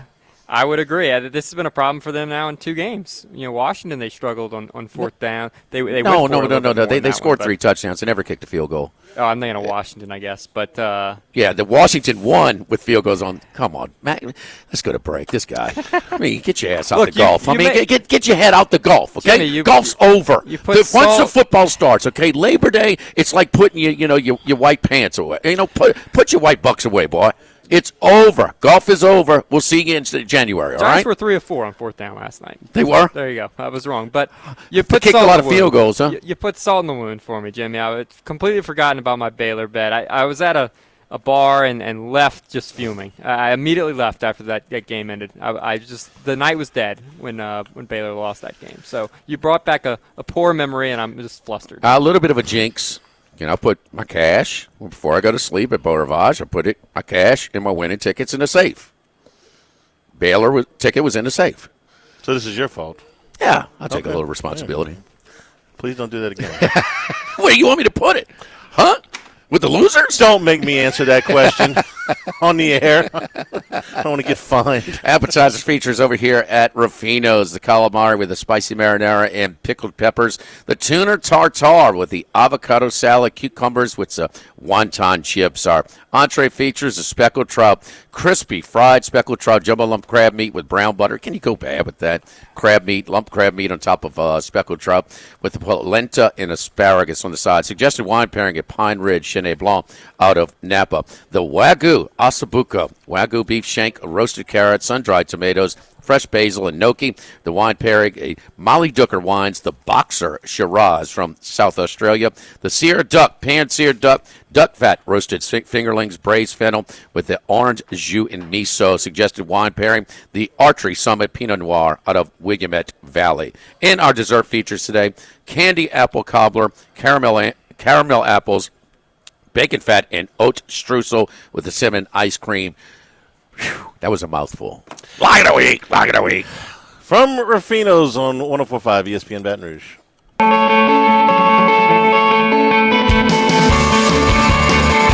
It's Lock of the Week Friday, presented by Tex Morris of Edward Jones Investments. Now, back to Live at Lunch from Rufino's on Highland Road on 104.5 ESPN Baton Rouge. You know the guy that's on the airplane that's just blaring his conversation, just for everybody on the. They're always very important people. They're on their phone talking. As you're taxiing to the jetway, and it's like, yeah, we gotta have that meeting. We gotta have those 6 guys. From Bank of America. They're here. It's a multi-million-dollar deal, dude. Wait 5 minutes. I swear, there was a guy at the Baton Rouge airport. Before, just in the kind of we're waiting to board, and this guy was screaming. Yeah, I'm like, man, do you have any sense? I mean, but, airports are that's why people That's just the bad side of traveling. I mean, sometimes, boy, some people. Anyway, Chris Massaro is not one of those guys. He is boarding a plane. He's not going to be on the plane, shouting on the phone and things like that. So he's unable to join us today, but he does have his 5 picks. And here we go. So he was 3-2 last week. Rutgers tonight, -1.5. He had him last week. He is back on him today. Cross-country trip on a short week for Washington. Huskies 3 wins versus tomato cans. Weber State, Eastern Michigan, and Northwestern. Boy, Northwestern's offense is ugly, huh? So Rutgers -1.5. Max is 6.5 was my favorite win total. I bet over 6.5. Keep in mind, they do not play Ohio State, Michigan, Penn State, or Oregon. It's a favorable schedule, huh? Mm-hmm. Rutgers runs the league. Schiano's got a lot of weight. Schiano's good, though. Schiano is good. Perfect spot. Schiano is good. He's the best coach they ever had. Mr. He's back. Rutgers. And they went 7-6 last year. He's got a better team this year and a much better. Keep in mind, they were in the Big Ten East. They had to play Michigan, Penn State, and Ohio State every year. Now they don't play any of them or Oregon. This is the biggest test for Rutgers. The first 2 games were against Akron and Howard. At Virginia Tech? And they won that game. How good is Virginia Tech? I think before the season, Virginia Tech was supposed to be better than Washington. They got routed in Nashville on opening week. I don't know, but I think in Blacksburg is tougher than Washington at home. Okay. That's fair. I know that. I think they're comparable teams. We don't know. Washington's got a whole new roster. Who knows? Yeah. Virginia Tech's not as good as we thought they would be, but still, I know. Washington's got the toughest opponent of the 2 in Washington State. Now, they lost that game at the end. We got to move on. Going back to the well with Louisville +7. Louisville +7 against Notre Dame. Notre Dame really hasn't faced much all season. I think Louisville will score enough to keep it close. Louisville was fortunate to cover last week. Yeah, Georgia Tech, like me and Paul Stone did. That was a tough beat. Riley Leonard, okay, he doesn't have a ton. They were without Joe Alt, okay, who's great. Another lineman that was drafted in the 2nd round. All right, they lost their best lineman during fall camp, in August camp. All right, then they lost 2 more in the Purdue game. So their offensive line is struggling right now. They don't have playmakers on the outside. But I'm still watching. Even in the win against Texas A&M, Riley Leonard is not throwing the ball well. It's actually one of the worst throwers that we see. So I kind of like the under. These are 2 teams I'd like to bet against this week. But Chris is going with Louisville +7. Baylor -3. Chris says tough turnaround of the emotional win for BYU. Bears bounce back after the debacle in Boulder. We already talked about that. We're all on the same page with Baylor -3. And we'll update these lines a little bit later. We'll use the Queens lines, DraftKings Sportsbook here in town. Oregon -25.5 versus UCLA. Chris says this one gets ugly fast. UCLA too much travel lately. Nope. We talked about that. Nobody travels like UCLA does this season. No offense, no defense to stay with the Ducks. So he's laying a big number with Oregon -25.5. And his best bet, he likes under Ole Miss. Wow. It's rare. It says defense has only allowed 22 points all year and only 138 yards rushing in 4 games. Kentucky has trouble scoring on us. So what is that total? Under 53 or something, Max? 52.5. 52.5. Okay. Yeah. There you go. Comments? Riley Leonard had 2 really, really bad games to open the season. Since the NIU game, though, he's 27 for 41. He's been a little bit better. 27 for 41, touchdown, 266 yards, and 250 yards rushing in those 2 games if you take out the sack yardage. So he's been a little bit better the last 2 weeks than he was the first 2. He's a great runner. Yeah. He's not a good passer. He's not even average as a passer. The last 2 weeks he's been okay, is what I'm saying. Against Miami, Ohio? Yeah, he's been a little bit better. Okay. Well, he was terrible against NIU. You watch the games? I do. I mean, I haven't watched every. You said A&M. He had a good game. He didn't. He was. No, I said he had a terrible game against A&M and a terrible game against NIU. Okay. The last 2 games, he's been a little bit better. Max? Jimmy, you want to talk about Jalen Daniels being banged up a lot over his career and that affecting him? Riley Leonard's been banged up as much as anybody in college, and I do think that's affecting him passing. Maybe. Maybe. And listen, this is not just all on him. We talked about I laid out, their offensive line, how it's banged up. I mean, they've suffered as much offensive line injuries as anybody. And they don't have ain't got many first or second day draft picks on the outside, as far as weapons. Their running backs, actually, that's what, man, they got some running backs that can go. So I would try and dump the ball down. But Charlie, it's visible. I mean, you can see he's uncomfortable throwing. Hey, look, it can happen to white guys too, okay? I mean, he's a great athlete who really struggles playing quarterback position right now, and he looked better throwing the ball at Duke than he is right now at Notre Dame. He had to go back and have a second surgery on that ankle, so looking No, uncomfortable, absolutely. He's just been a little bit better the last 2 weeks than he was the first two, and the first two was terrible. If you say so. Here's Paul Stone. What game he is talking about this Texas week? Texas A&M, Arkansas. Big battle there in Jerry World. Tell them where to find all of Paul Stone's picks all season long. Sports Bettor's Paradise, wherever you get your podcast, or subscribe to us on YouTube. We've got 3 videos each week, one on the big games, one on the Michigan games exclusively, and one on the best bets, which this pick is a part of. My man, Paul Malik Stone. You're listening to Sports Bettor's Paradise on the Bet Rivers Network. Yeah, I know there's a lot of talk in College Station and around college football as far as Connor Wigman, who entered the year as A&M's clear-cut starting quarterback. They're kind of saying he's week to week, and it's almost like Kyle Whittingham did last year with Cameron Rising. You don't really get a feel for just where he is health-wise. But I think what we got here at Texas A&M is we've got the best quarterback on the roster is Marcel Reed. I think it's all smoke and mirrors. You want to keep your backup there, and I think Wigman now, for all practical purposes, is the backup, even when he returns to 100% health. Marcel Reed, he's a dual threat guy. You saw it when he went on the field in Gainesville against Florida in week 2. He's got a swagger and a confidence, a redshirt freshman. He's just out there playing, and he's got the it factor, I think. So far this year, he's completed 27 of 46 passes for 351 yards, 4 touchdowns, importantly, 0 interceptions. His average 7.6 yards per attempt. But he's also a big-time runner. In their last 3 games, he's rushed for 217 yards, an average of 6.8 yards per carry. So he's a dual-threat guy, and he hasn't fumbled the ball either. So he has yet to make a turnover in 3 appearances this year, the last 2 of which have been starts against Florida and Bowling Green. While Reed, he only has 2 career starts. His counterpart on the other sideline, Arkansas's Taylon Green, has 26 career starts, the first 22 of which came at Boise State, where he played before transferring to Arkansas in the offseason. He is 6'6", 225 pounds, a guy from Texas outside the Dallas-Fort Worth area, a very impressive physical specimen, an exceptionally gifted runner. He is big time when he starts going down that field out of that pocket. Seems like every step he takes is about 4 or 5 yards. But he's a guy who has a little bit trouble taking care of the football in the passing game. He's thrown 19 career interceptions against only 29 touchdowns. He has an interception rate career-wise of 3.15%, which is rather high for college football.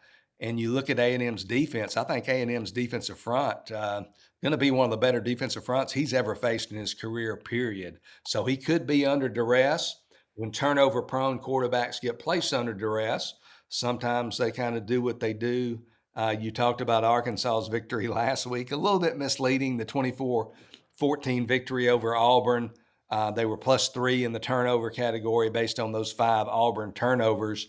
They got outgained by 97 yards. Arkansas only gained 334 yards in the game on 83 plays. So they had a lot of plays, but they only averaged 4 yards a play. And of those 334 yards, 58 came on a single pass play. So they did not move the ball consistently at all against the Auburn Tigers. I think A&M's defense is a little bit better than Auburn. I think A&M with Reed's on the right track. I like the Aggies -4 over Arkansas Saturday in Arlington. One thing about Paul Stone, I love that he'll tell you if he got a bad number. It's, how many guys do we have on and says, oh, yeah, the line's 4.5, but I got it at 2.5. You know, I mean, come on, man. We're talking now. Don't talk about in the past. Yeah, that's convenient, huh? You know, Paul Stone will tell you, but he seems like he's got the better number on this one at 4. And it was 4 for a big line. Now it's at 5.5.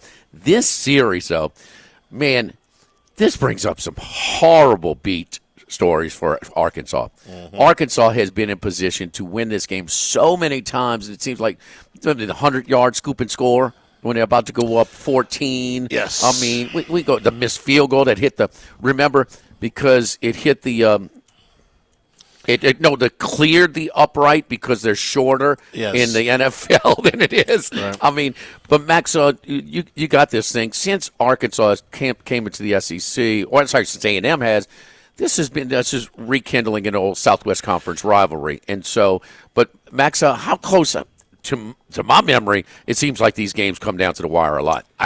Yeah, we've seen some dogs win. 4 of the last 6 have been covered by Arkansas, who was an underdog. 2 years ago, A&M won as a 1-point favorite by 2, so that was a very close one. And then one of the A&M covers since they joined in the league, it's actually 5-5, a split since A&M came in the league in 2014. Yeah, but A&M is usually the favorite in this game every year. And one of them, A&M was a 2-point favorite, won in overtime by 7. So they've won straight up. A&M has won this series 10 out of 11, which surprised me when I look it up because it's like I thought it was a little bit close to that. But 6 of those games have been by one score. One score less.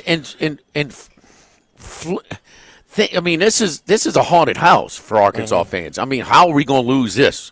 I mean, you know, what flukish is going to happen this time? So, I just worry a little bit about, you know, the history tells us this is a very competitive. It's almost like Arkansas gets more up for A&M than vice versa. I think that's absolutely true. Watching the emotion in that ballpark, it's almost like A&M feels it's a little bit beneath them. I'm sorry, that's the way it feels. LSU, Arkansas, same way. Yeah. And that game's usually closer than it should be, too. Don't forget our friends at Legacy Title. Chad Reynolds, the Legacy Title for all of your real estate closings, 296-0060. Full-service title company servicing all of South Louisiana. Fast, friendly, professional services, which you get every time you call, 296-0060. Our great team at Legacy Title, Ashley Donald, Mariana Haynes, Adrian Galata, Michael Platt, and Edie Cagnolati. Buying, building, refinancing, nobody chooses but you. Choose Chad Reynolds and Legacy Title. Lock of the Week Friday, presented by Tex Morris at Edward Jones Investments from Rufino's on 104.5 ESPN Baton Rouge.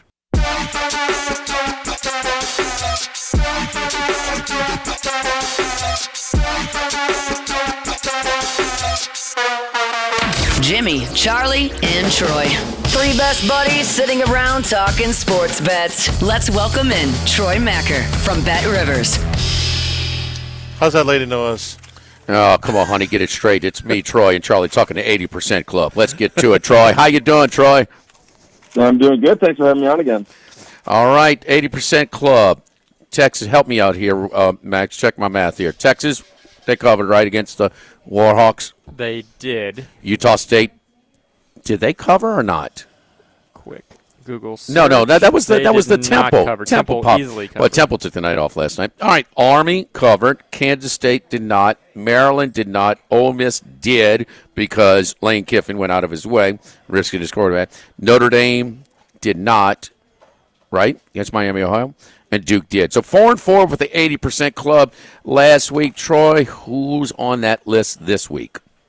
Yeah, well, we'll start out, the ones way above 80%. We had 2 teams right now at over 90% of the spread tickets. And one of those is James Madison, minus 20.5 at Ball State, and 95.8% of the tickets. And it's not an insignificant amount of tickets. It's actually a lot of tickets. And I think that's off the backs of James Madison beating UNC by 20. And UNC is 70-50 game, one of the most ridiculous scores I've seen maybe ever. Then we have Iowa State at minus 14.5 at Houston. Houston very down this year. Iowa State people are really trending in that direction. 90.2% of the tickets on Iowa State to cover.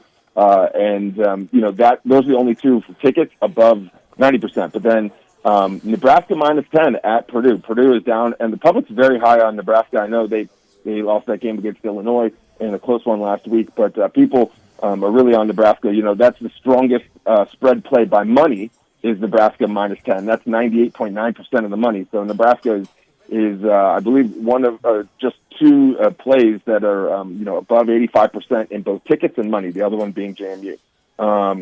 Michigan minus 9.5 versus Minnesota. Again, off the back of that impressive win against USC. Michigan minus 9 is also the most wagered on spread play by total money. Michigan minus 9.5, 85% of the tickets to cover against Minnesota. And Bowling Green minus 10 versus ODU is at 85% of the tickets.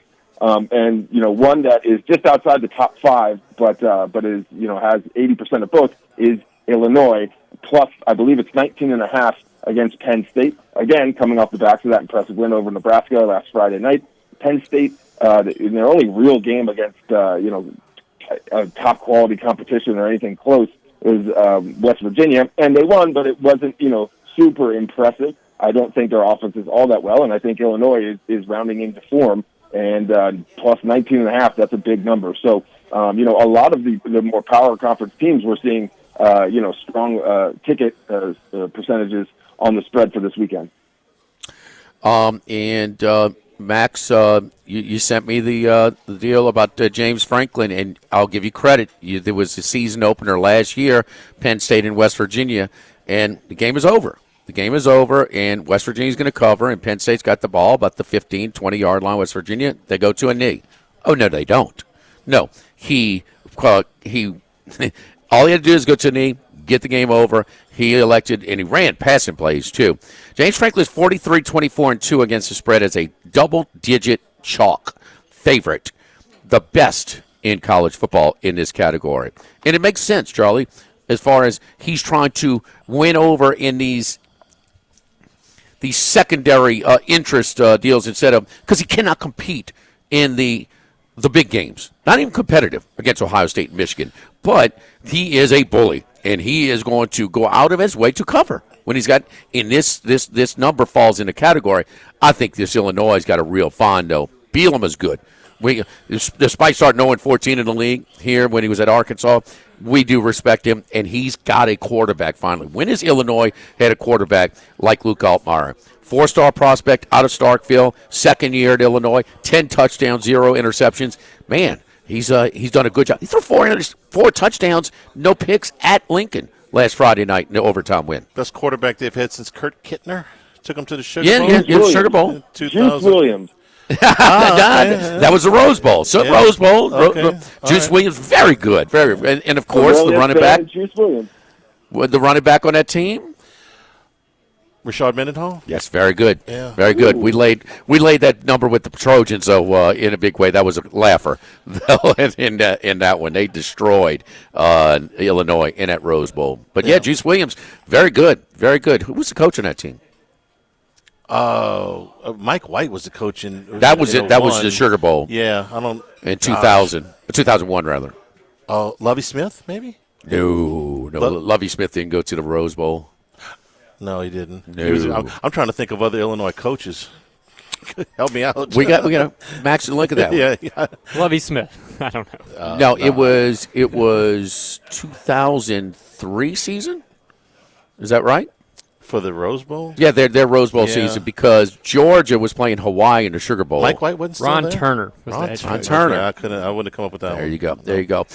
Troy, where did last night's game fall for you guys at Bet Rivers? Because I was with a friend last night, and he said, oh, man, Vegas won or whatever. And I'm like, sometimes Vegas can get middled on these. And this line did bounce around a little bit. There were actually some 4.5s at one point. So Dallas people there. And then it was at 5.5, 6. Did it fall in the middle at Bet Rivers? Or just give us a little insight there. Yeah, so it closed at 5.5. Opened at -7, and a look ahead then was at 4.5 for the early part of the week.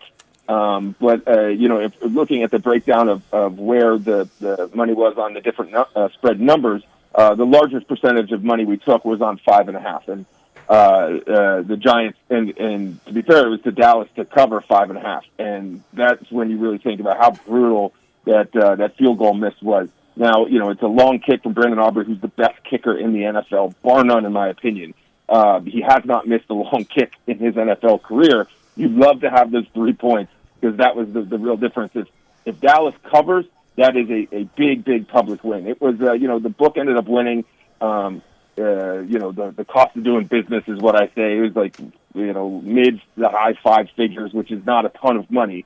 But if Dallas were to have covered 5.5, it would have swung very strong in the favor of the public. So that was a big missed kick for the book, I would say. And how unlikely was that? I mean, right. in the year of the kickers, and this is the top kicker. I mean, he knocked down a 60-yarder like it was no problem, like it was a 35-yarder earlier in the game. But when he missed that, and he missed it badly, but hey, it's no such thing as an automatic. But interesting there, no doubt about that. Where's the biggest movement or the biggest number what you're seeing going into the NFL weekend this weekend? Yeah, it's probably at least a cover. We're seeing the strongest is on Pittsburgh minus 1.5. 78% of the money at Indianapolis and 74% of the tickets to cover 1.5. It's a small number. Pittsburgh's offense is still, a work in progress, but the Colts are just all over the map. Their offense, they can't get it figured out. The interesting thing is we've taken significant big bets on a couple plays, namely Miami plus 3.5. We took a $55,000 wager, I believe, on like Monday. And that game is either Sunday night or Monday. So it's very rare that we take a huge wager that early in the week for a primetime game. That has really impacted, the percentages. Miami spread is right now being backed by 96% of the money, doing lion's share to that big bet. Same with Chicago minus 3. We have a $54,000 play there. We have $40,000 bet on Seattle, Detroit under 46.5. Again, very rare to see a mid to high five-figure wager come in on the Sunday night game, before, and this came in on Wednesday. And we have another big bet on Carolina to cover. We've taken, in each of the Panthers' first 3 games, we've taken at least a $40,000 bet on the Panthers to cover. The first 2 weeks, it did not even come close. But you got to think against Cincinnati at home, plus 4.5. Andy Dalton has, at least for 1 week, brought some consistency in offensive firepower to the Panthers. I certainly like them more than I did the previous week. But the Bengals have a potent offense, which we saw. So we've seen more big bets early in the week for week 4 than we have in any other week, even week 1, where you have the entire offseason as the spread numbers change. So very fascinating information there. What's the total on that game? Because, Burrow should have a good game throwing the ball against Carolina. But this Cincinnati defense is not good, and they are banged up right now. So Dalton, it's kind of unrealistic to expect that they will, he'll match the performance. Nobody this season has thrown for 3 touchdowns and 300 yards. So, that's not sustainable. But they should probably be able to move the ball. 46.5, I think, is a light number which has been a heavy under season. But that one's got all the makings of that they're going to light up the scoreboard. And knowing Burrow that we do, he knows they got to score just about every time. Hey, man, I love it. Have you ever seen a team that never even punted the whole game? Yeah, Cincinnati did the same thing on the attempted field goals, but neither team punted, and they didn't turn the ball over in the game. So no turnovers, no punts for both teams on Monday night. Follow Troy on Twitter at Troy Macker. That's MACHIR. Troy, have a great weekend. We will call you on Monday to get a review with the winners and losers of this weekend's football action. Thank you, buddy. Have a good weekend. You guys do the same. Thank you. Don't forget our friends at Workbox and WorkboxLLC.com. Now, my buddy Martin Padial has sold a portion of Workbox. So there's no more portalets. There's no more dumpsters. But contrary to popular belief, Workbox and the Padials are still rolling and going. Movable storage needs, commercial and or residential. So we're a locally owned company dedicated to providing you with a one-stop shop for all your shipping container needs, industrial, commercial, and residential. Shipping containers, well, a lot of them are all the same size, sort of a standard type of dimensions. Not at Workbox. 8 by 8 feet, 8 by 10 feet, 8 by 20, 8 by 40 feet. And not only that, but all the what we can do with it. You want to have a lunchroom. We can customize a lunchroom. Welders, plumbers. We can custom make you a work site for your storage container. Custom safety storage near the plant so you can get All of that you need is required before you enter the plant. Part office or part storage. We can customize dual-purpose storage facilities. So climate control, different shelvings, lighting, wooden, metal materials. You can customize it to exactly fit your needs or preferences for whatever it is. Call us up at Workbox 343-4886 or workboxservices.com. Lock of the Week Friday presented by Tex Morris at Edward Jones Investments from Rufino's 104.5 ESPN Baton Rouge.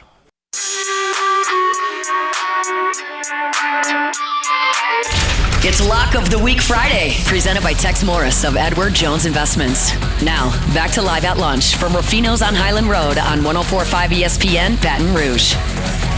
Sometimes the years really run together on you. Mike White, the coach at Illinois in the 1980s until 87. Ron Turner, the coach at Illinois when they played LSU in the Sugar Bowl, took over for a name that LSU fans will certainly remember, Lou Tepper, who was the coach at Illinois from 92 to 96. So it was Ron Zook who actually led him to the Sugar Bowl. Yeah, Zook was there from 2005 to 2011. That was after he got fired at Florida. Max, you read a lot of sports books?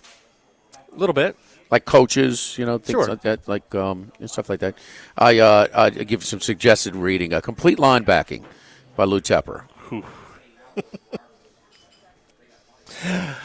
I'm laughing because we had a copy of that at the radio station for a long time. It was on, wait, no. Do you know what? There was actually a book burning by some of the students at LSU during the student. Really? Yes, it was a little bit ugly with the Lou Tepper complete linebacking. Well, it was on a bookshelf right outside the bathroom, which was where Gordy put it, and he was like, okay, here's complete linebacking if you want to take it to the latrine. But let me say this. During his media availabilities, I really enjoyed listening to Lou. I have to be fair, listening to Lou Tepper. I thought he was a really sharp football mind that just didn't. It's a classic example. He didn't adapt to his personnel at LSU. It's just that simple. I mean, we became more of a thinking type of defense instead of offense. Yeah. Granted, it's all about players. I get that, but these guys were just thinking there was too many pauses on the field, and it was way too many easy opportunities for the opposing offenses. He had a hard time communicating his concepts to that team, and he didn't have anybody capable of playing that drop linebacker. Fairly common position now, but back then LSU didn't have anybody that was anywhere near Kevin Hardy. We'll take a break, come back. Bruce Marshall is with us next at Rufino's 104.5 ESPN Baton Rouge.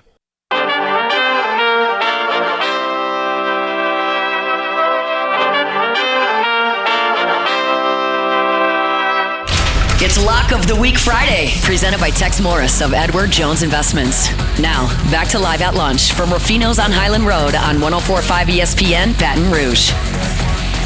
All right, this week, reminder, Football Sunday, we originate in town. We are in town this week at the Queen Casino at the DraftKings Sportsbook. So come on by and see us on Sunday, 10 a.m. to noon. Myself, Rohan Davey, Charlie Hannegriff, Max is there, all of our contributing handicappers. 5 games over 500 last week, 12-7 between myself, Dello, Andy Isco, Paul Nolan, Charlie, Matt Humans, Wes Reynolds, Randy McKay, and Kenny White. 12-7 last week. That's 5 over for the year, 29-24. Let's go out to the desert. My friend Bruce Marshall, who back-to-back 4-1 weeks. The Marshall Plan, Army, Navy, Vandy, huh? Good job, Brucey. Let's keep it going. How you doing? I am good. Can I give you a quick little historical note for this weekend, though? Sure. Wisconsin is playing at USC at the Coliseum tomorrow. The last time Wisconsin came to play at the Coliseum was 1980, played UCLA. I was there. The time before that, 1966, at the Coliseum, I was there. I was in 3rd grade, but I was there. So you are talking, I think, to the only guy who has been to the last 2 Wisconsin games at the LA Coliseum. I think that should warrant me a ticket tomorrow from Wisconsin. Now, I'm in Las Vegas, so I don't think I would go, but I just thought that was an interesting sidelight. Going to break your streak? Were you guys jumping around, huh? At the end of the 3rd quarter, Bruce, huh? I mean, third grade, Yeah. you got a little cotton candy bouncing around, the Coliseum. I was. Let me tell you one other thing. USC. I went to 2 games in 1966. My uncle Lyle used to take me tickets. They 38-3 over Wisconsin and 30-0 over Clemson. USC did not kick a successful kick extra point in either game. In fact, the Clemson game, they missed all 5 of their extra point tries. It is the oddest thing. They scored 68 points in 2 games and did not kick 1 extra point. They missed like 3 kicks, made 1 2-point conversion, and missed like 6 others. I mean, just another historical fact of 1966. Bruce, is Los Angeles has it changed at all since 1966? Yeah, it used to be the United States, not anymore. Oh, here we go. Here we go. I set myself up for that one. Let's go to SEC country, just west of east rather of Los Angeles. Bama, Georgia. These 2 teams, maybe that they'll be in it. It's funny. My son is a freshman at Tuscaloosa this semester. He's starting college, and he's doing quite fine in the classroom and outside of the classroom as well. But they're all in on DeBoer right now. Charlie, would that tune change if they don't win on Saturday night? Go to Realtor.com and you'll see his house if they lose tomorrow. Bruce, this is a big one here, Georgia, Bama. Maybe these 2 teams will still be in the final 12. I would think they are top 12 teams. I would agree with that. But DeBoer is a good coach, and DeBoer has been very good in these games when he's been a dog against ranked opponents. I mean, and, even a brief time, a couple of years at Washington and before that at Fresno State. But there were some big stages. That was a big stage in Seattle, then the regular season game against Oregon. That was a big stage in Las Vegas, the Pac-12 championship game, and he performed well. We think he's a little bit oblivious to all of this outside of the category, the pressure that is following Nick Saban, but I don't know. Kirby, on the other hand, has not been at its best against teams that can compete physically against him. Very average, actually, over the years in Athens. They've used to just overpowering to opponents a lot of times. Bama, Georgia 2.5 on the road in Tuscaloosa. Well, one thing that Georgia is not, that Alabama is not, is anti-speeding, which Kirby has reminded us at SEC Media Days the last 2 years, and we've asked him about all the speeding tickets for his Georgia players. We're anti-speeding at Georgia, so at least we'll give Kirby that.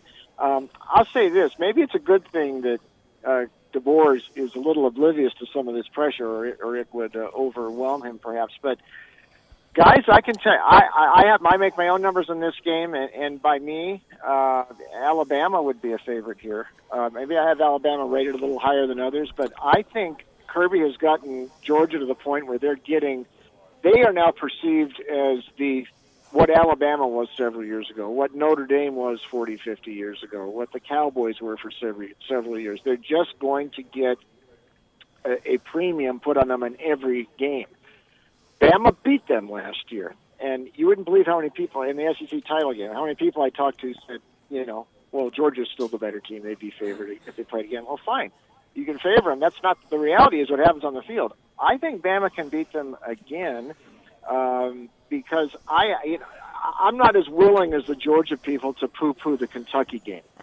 They really jammed the gearbox on Georgia's offense there. And as good as Carson Beck is, I would rather have Milroe because I think he can make you more plays out of nothing. I think he can improvise better. And front, Georgia's not going to necessarily win the line of scrimmage here. Alabama can match them there. I'm a little surprised, actually, that Georgia stayed a favorite here. So I'm leaning to Bama. My score forecast is 26-20. One other note, we might be looking back in a few months, guys, and saying this was the first of 3 meetings between these teams. It is possible you could get that. They could go in the SEC title game. They could go in the playoff at some point. So that's what the reality is. In past years, you lose a game like this, and it might be fatal to the playoff or championship hopes. That's the difference of this year. Whoever loses this game is certainly not out of it. So we got to keep that in mind too. And you know what? And I had to because there was a couple of, and I looked at it. And to give me the best sample size, I put it at 8 points or less, the point spread, over the last 5 years with Kirby and the last 2 years with DeBoer. And Kirby is 7-6. One of those games was like Michigan in a semifinal game. And Michigan was a top 4 team because they're in the top 4 in the playoff. Michigan could not compete with that team. They could play, 20 times. Georgia's going to beat that team 20 times. Remember, they were just playing well. It demolished them in that game. So I'm talking about and I think that, and listen, Georgia's earned that though, Bruce. Georgia has been the Bama of the last 3 years.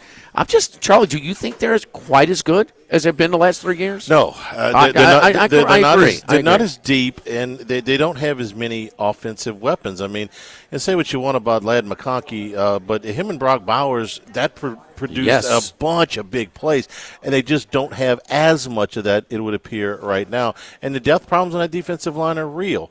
Look, it would be a luxury for anybody else, but for Georgia, they're not quite as good. They're still really good. They're not quite as good. And their offensive line, well, listen, and we expect them to be more focused than they were in Lexington. Okay, I get that. Yeah. But still, it was ugly in Lexington on the offensive line. So we just think they're good. They're really good, but they're not, they've been the best team in the country and, the last 3 years, but that's a little bit of a dip. That's hard. We talk about LSU's teams and the great teams. Well, it's good, but that's hard to sustain. Really, really, that special Auburn team. The best team that's done it was Nick Saban's Alabama. That's why. Yeah, that's why. It's what makes Saban so much better than the Florida teams, or the LSU teams, and but Brucey, that Texas schedule, that's going to be hard to keep them out of the SEC championship game.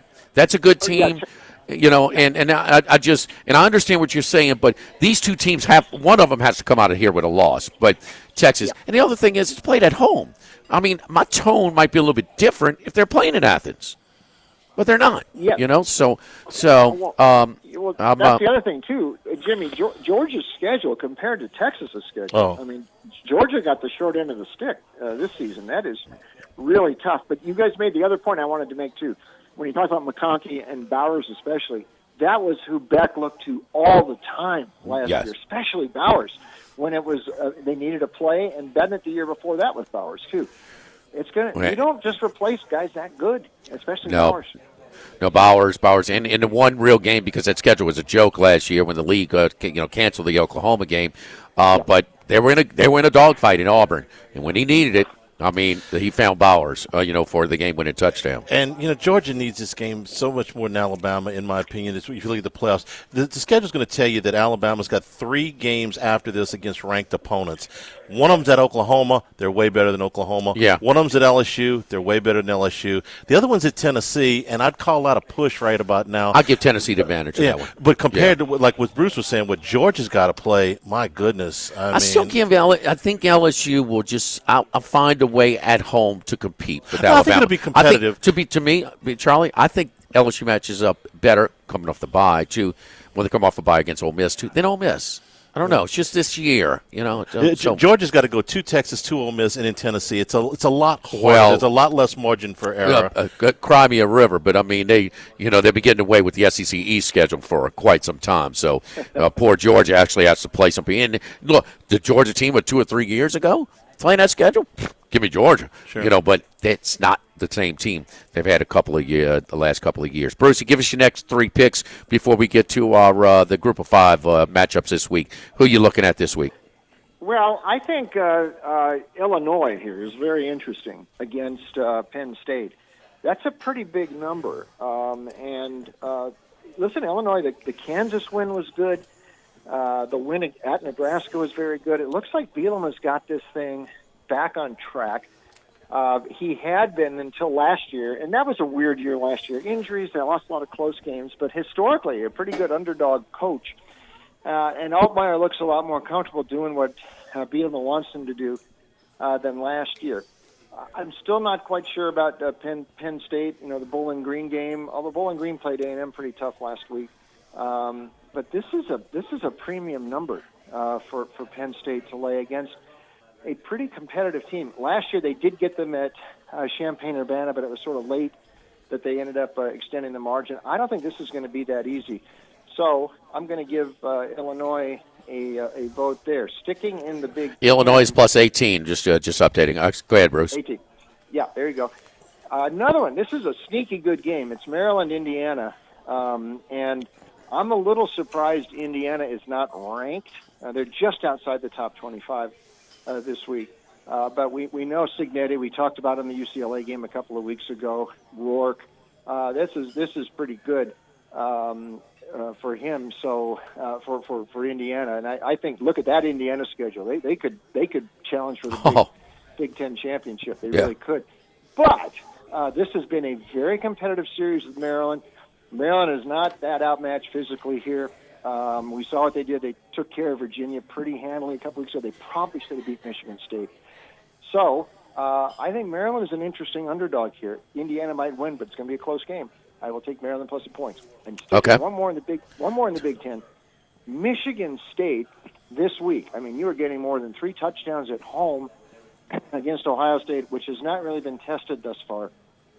I don't know that Michigan State is great, but they're not that bad. Childs is getting better every week.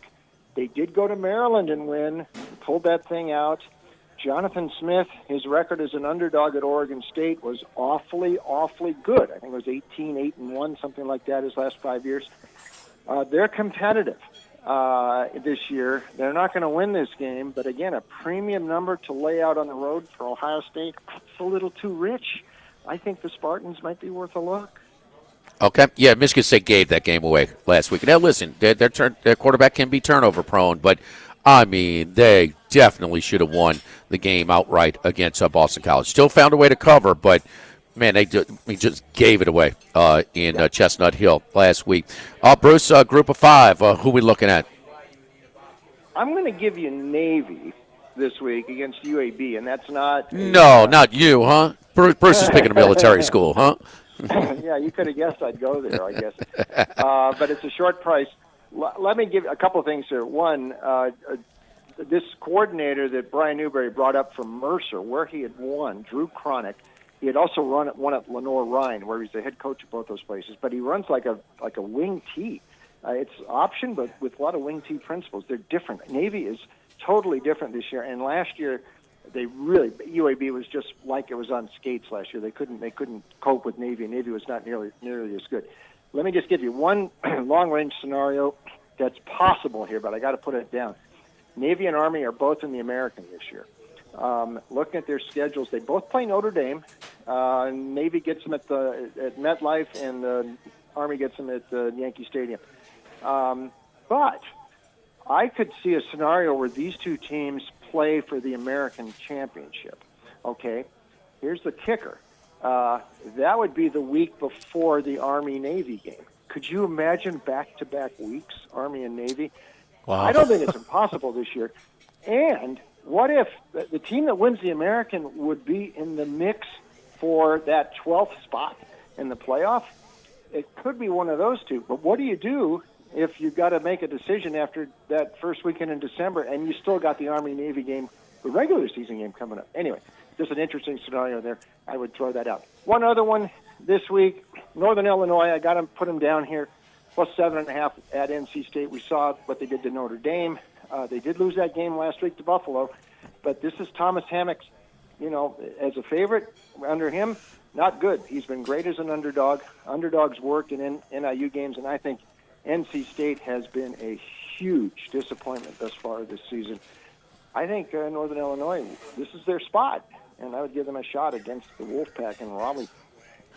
Brucey, give us your thoughts on the thing that's happening. Never has, the UNLV been the topic of conversation in college football like they are with, last year's success and then this year's start to success and then this quarterback and the deal and quitting on the team and, UNLV shortened the payments. Your thoughts, give us some insight on this whole situation. Well, let's see. He was expecting to get $100,000.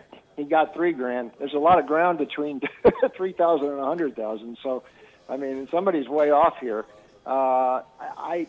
Listen.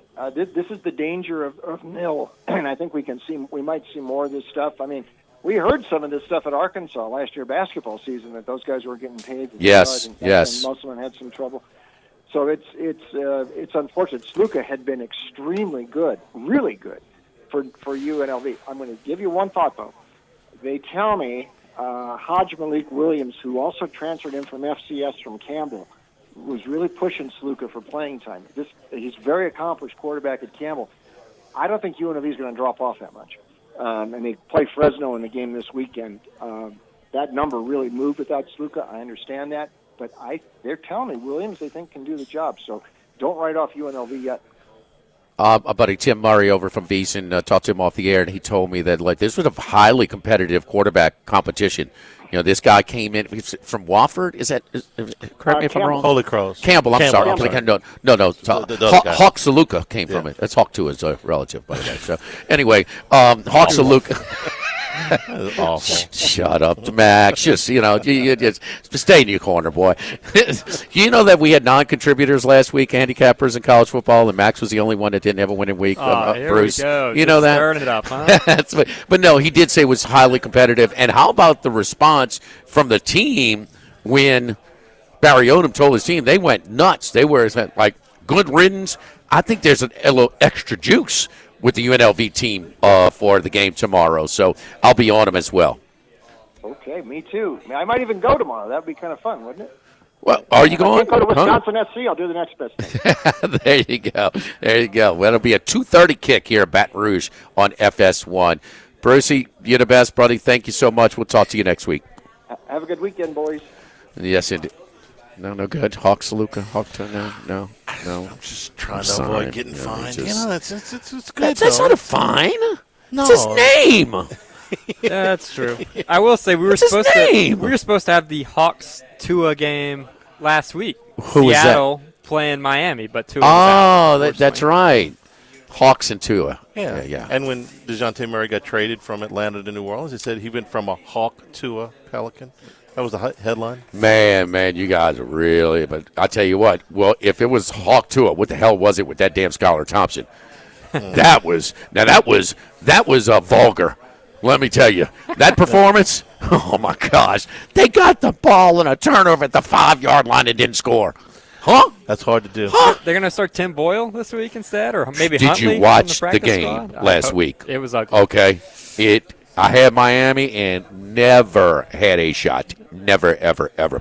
MR Property Group, my friends Miriam Del Rio and Remy Curry, big LSU sports fans, excited for the football season, whether you're buying, selling, or investing.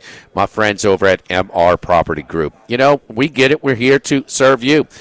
Being client-centric, not forcing our preferences onto you, but that we understand there are no dumb questions when you have for this important decision in your life. So we are here to answer any questions, and then when you lean on us for maybe some suggestions, we have them for you. Low-pressure suggestions, finding the options you're interested in. MR Property Group with Keller Williams Red Stick Partners in Baton Rouge, 230-4242, 230-4242. Lock of the Week Friday presented by Tex Morris at Edward Jones Investments on 104.5 ESPN Baton Rouge. Live at lunch. Pierpont Store and the Thibodeau Store. If you're doing home improvements, whether you're doing it yourself or you're doing it with a contractor, let them help you out as far as delivery of supplies. Go to ThibodeauStore.com. You're doing some painting, you're pouring some concrete, you need lumber out of the Pierpont Store. They can have it delivered there for you. Tons of hand tools and power tools, anything that you're going to need to do a project. If you're doing it yourself and you're not exactly sure what you need or how to proceed, don't leave it to a YouTube video. Listen, you can save yourself a lot of money and a lot of time by talking to the experts at the Thibodeau Store, because that's going to differentiate them from the big box stores. They're actually going to walk you through a project, make sure you're not wasting your time or your money. Plus, tons of grills and fishing equipment, custom-made Cypress furniture at the Thibodeau Store, 900 St. Patrick Highway in Thibodeau. And online, it's ThibodeauStore.com.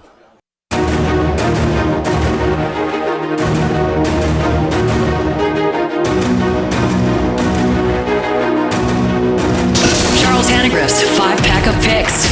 Brought to you by Supreme Rice. Make sure you use Louisiana rice, grown by Louisiana farmers since 1936. Available at most local grocery stores. Supreme Rice. I love our guys over at Supreme Rice. Let's see if we can keep the momentum going after a 4-1 week last week, after a rough few weeks to start the season. Going to start with SMU -6 against Florida State. Seminoles finally won a game and covered last week against Cal. First time for both. They probably shouldn't have. We had them. We felt fortunate. They were outgained 410 to 284. They were out first down 23-17. Florida State is 88th in rush defense in the nation. SMU runs it for over 200 yards a game on the ground. SMU changed quarterbacks. They went from scoring 15 points against BYU to 66 against TCU. Now, look, 3 of those touchdowns were defense and special teams, but still, even if you're going from 15 to 45, that's a big improvement. Also, throw in the fact this is Florida State's first true road game. Like the Ponies, 6 is the line there, SMU -6. Going to take Dave Aranda and Baylor -3 against BYU. BYU beat Kansas State 38-9 despite being outgained by 126 yards. They won the game by 4 touchdowns and got outgained by 126 yards. They gave up 228 yards on the ground. You can guess Kansas State turned the ball over 3 times. BYU beat an SMU team that was still trying to figure out their quarterback situation and a Wyoming team that flat out stinks. Congratulations on 4-0, but I'm still not sold. Baylor was competitive against a good Utah team on the road 2 weeks ago. They obviously let one slip away against Colorado last week. Unranked team favored against a ranked team. We like that angle. We've used that one before, and that's what you've got here with Baylor -3. Go to the game in Dallas. Going to take Arkansas +5.5. We're getting an improvement on this line against A&M. Both teams are 3-1. I like the Arkansas resume a little bit better. 10-point win in Auburn.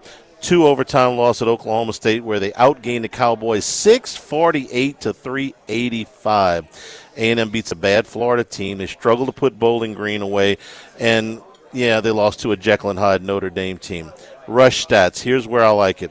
Arkansas's got the 4th best rushing offense in the league. A&M's got the 13th rushing defense. A&M the number 2 rushing offense, but Arkansas's got the number 4 rushing defense. And Arkansas has thrown the ball way better than A&M has. They got the 4th best passing offense in the conference. A&M is 15th. We gave this stat out earlier. A&M has won 11 out of 12 in the series, but 6 of those have been by 1 score. So we will gobble up the points here. Arkansas +5.5.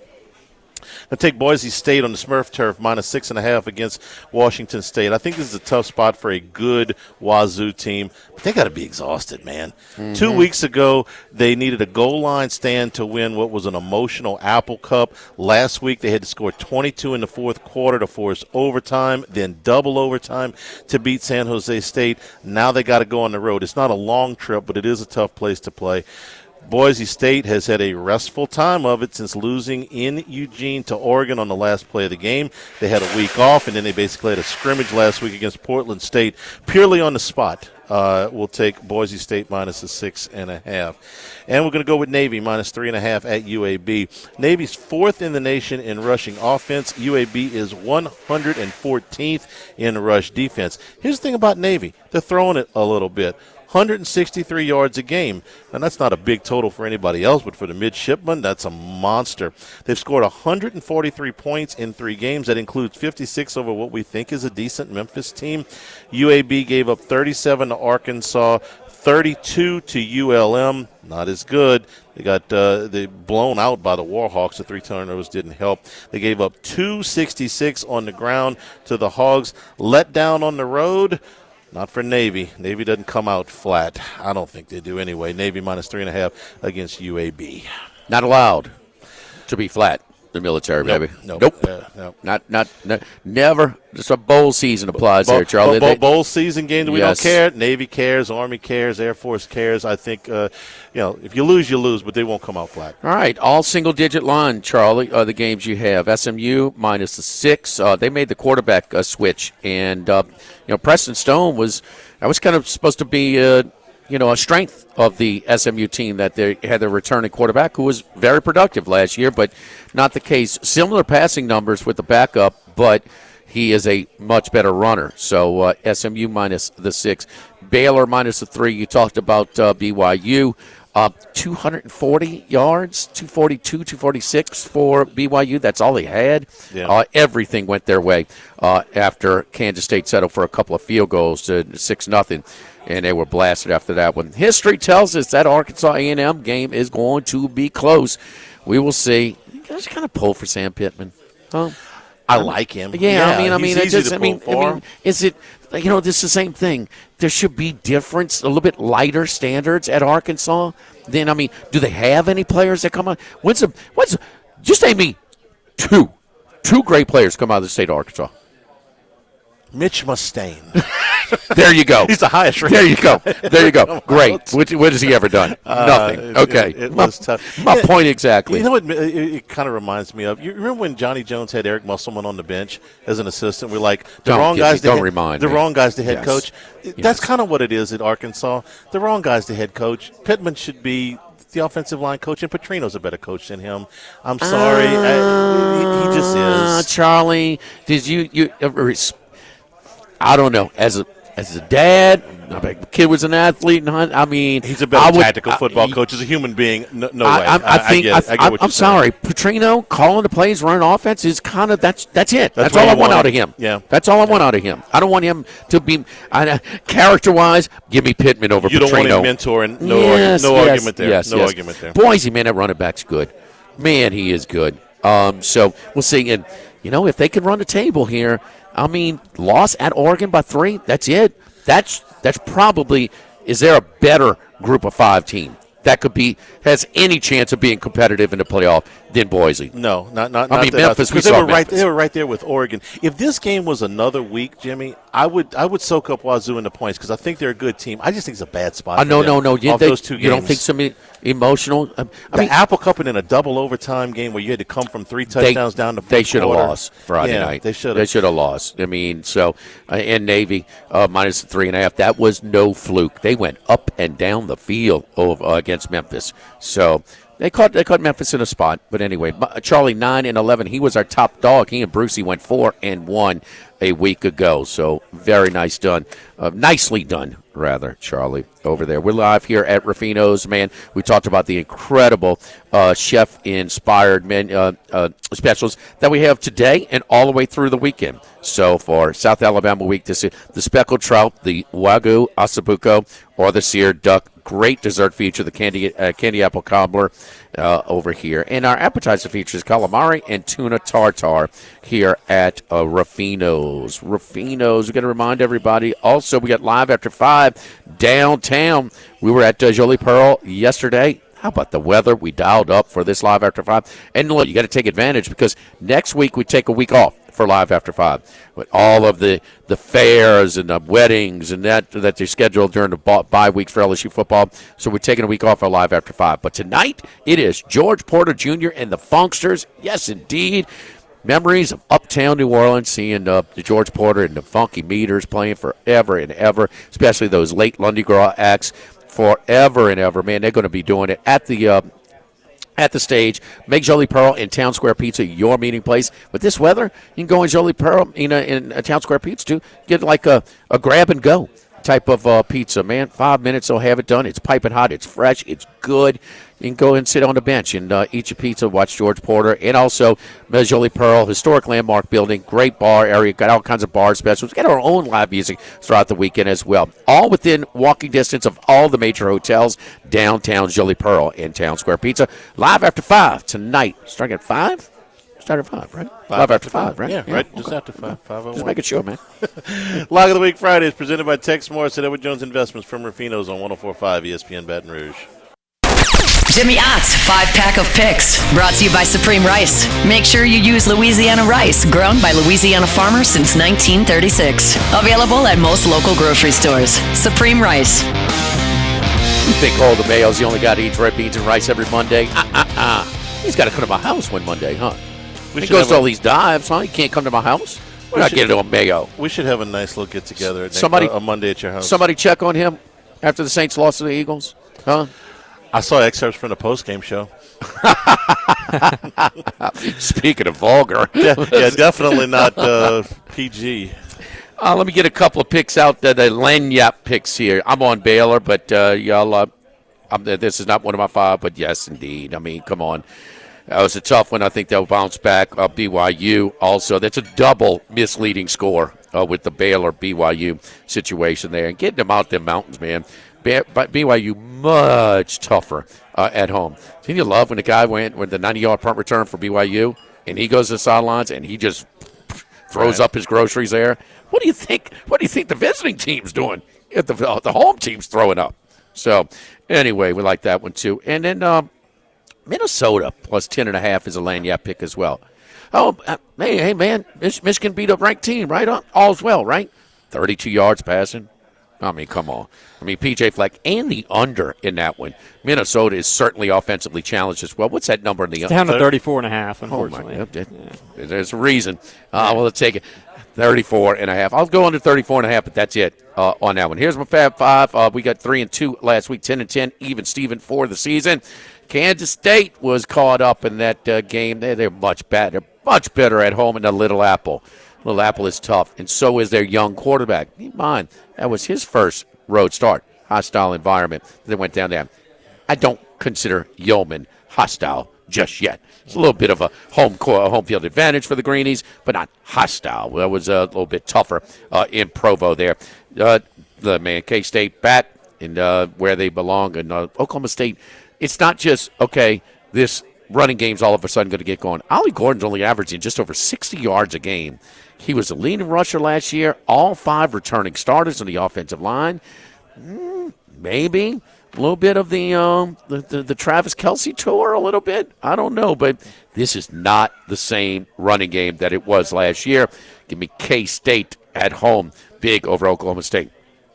Greenies, we're talking about that Kansas State game.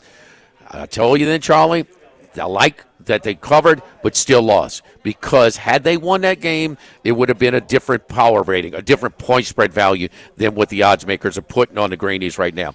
Tulane -6 at home against South Florida. South Florida, a rivalry game there against Florida State, emotional game, and a physical game. What makes Miami so good this year? Yeah, Ward's having a nice year, but up front, they're really good. You take that pounding the week after, I think Tulane rolls at home. And speaking of line, I think you're getting a better line than that, Max. Is it better than 6? I think it's 4.5 now. It's down to 4.5, Tulane? I think so. Well, you looked that up. But did you see 5? Okay, -5. Okay. Did you see the push that Tulane was getting against ULL's front? Yeah. I mean, that was just like, just hand the ball off. I mean, it was. They outrushed the Cajuns by 100 yards. Now, Lafayette did put up a bunch of numbers in What did they average per carry? It was like 7 or 8 yards? Tulane 6. Yeah, it was a lot. 6. And look, the Cajuns put up a bunch of yards in the air, but I thought Tulane was better than an 8-point victory might have suggested. It was a tough emotional spot for him. Yeah. Back-to-back games, competitive games against Oklahoma and Kansas State, and then you go play ULL in the construction site. And the Cajuns showed me something. That passing game they're got okay. going. So, I'll take them bad. against Wake Forest this week. Yeah. But they're not on Tulane's level. No, I agree. They're not. I agree. They were. That was a mismatch up front. Field rush fade. There are field rushes.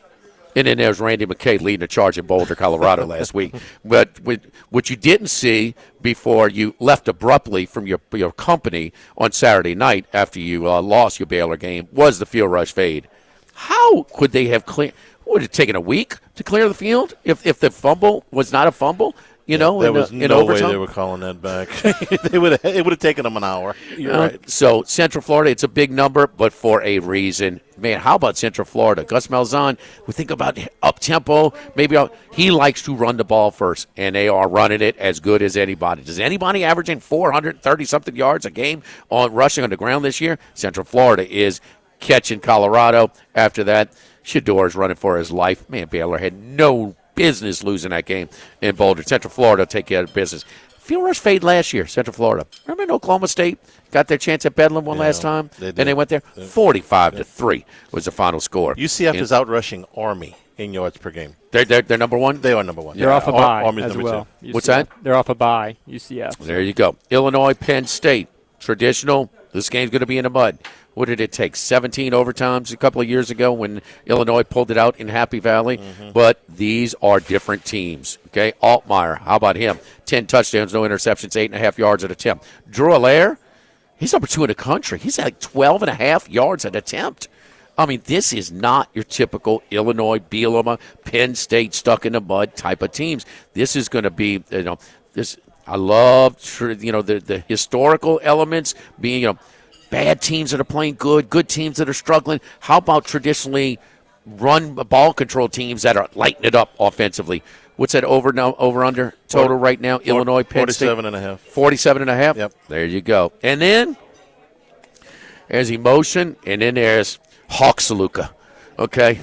That's the rallying cry in Vegas, baby. Okay? So what? You had a miserable time in Vegas playing at a private country club around a golf. Cabanas at the pool party, Little Wayne table service, at the club, But, there's still some things that could get you excited. Hawksaluka, baby. Give me the running Rebels in the inspired locker room. See ya, my man. Go back to Holy Cross. We're going to take care of this weekend. UNLV minus the 2.5. Yeah, that line's continues to move, right? What are we calling UCF? 14? 14. Yeah, it was 14. 14. I checked that one. Yeah, all right.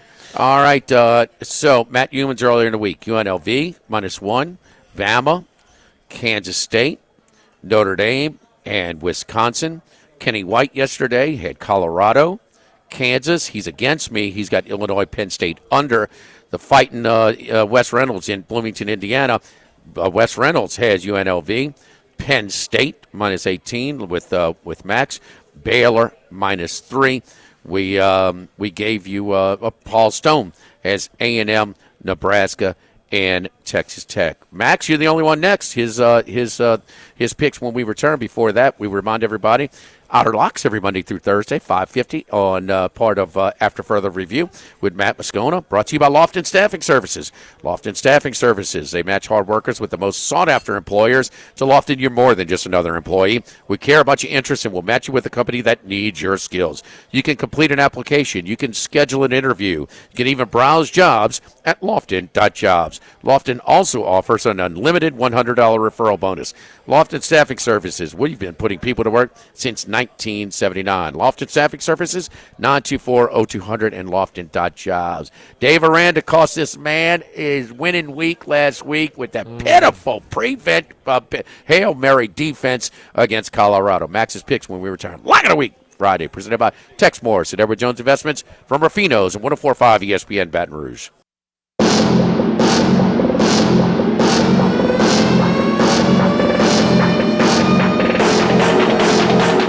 It's Lock of the Week Friday, presented by Tex Morris of Edward Jones Investments.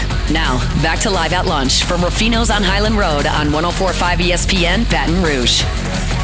On Palmer and Yale practice when we're done at 1 o'clock. And don't forget, this Sunday, our location is in town. We are in town this week. We're at the Beau Rivage last week. We'll be at the Beau Rivage next week. But we are in town this Sunday, Football Sunday, at the Queen, downtown Baton Rouge at the DraftKings Sportsbook. Max, let's get to it. Save the worst for last. All right, here we go. 9-11 through a few weeks. Going to start off with Baylor minus 3 against BYU. Maybe we're chasing this one a little bit after what happened to us last week. But look, I've seen enough from Sawyer Robertson. I think he's the better quarterback than DeQuan Finn. I think he suits this offense better. We've seen it now for 2 weeks. I trust him a little bit more.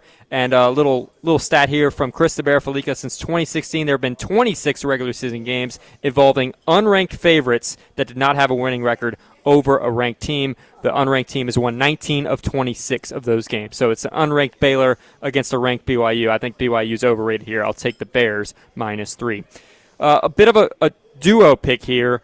Andy Kotelnicki, great offensive coordinator for Penn State. But first, it means he left Kansas last year. I'm going to take TCU plus 2 at Kansas. Jalen Daniels has not looked the same without Kotelnicki.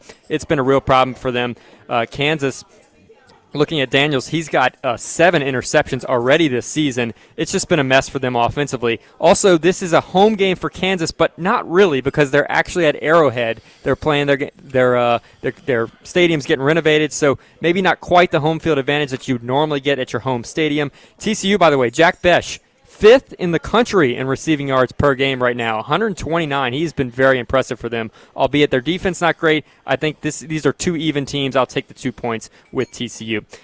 The other side of Kotelnicki, he goes to Penn State. I'm going to take the 18 or lay the 18 with Penn State against Illinois. James Franklin, 43-24-2 against the spread as a 10-point favorite or more, a double-digit favorite. That's the best mark in college football at 64%. He loves running up the score, and right now, I'm 9-11. I need someone who's going to fight for my dollar down the stretch. So James Franklin's going to do that. They're calling for whiteout energy. It's going to be a big environment there. Already Brett Bielema kind of getting the fans going. It's either not a whiteout game. or not. I mean, whiteout energy. Not quite. Not quite. Nice But try. it's Nice a day try. game.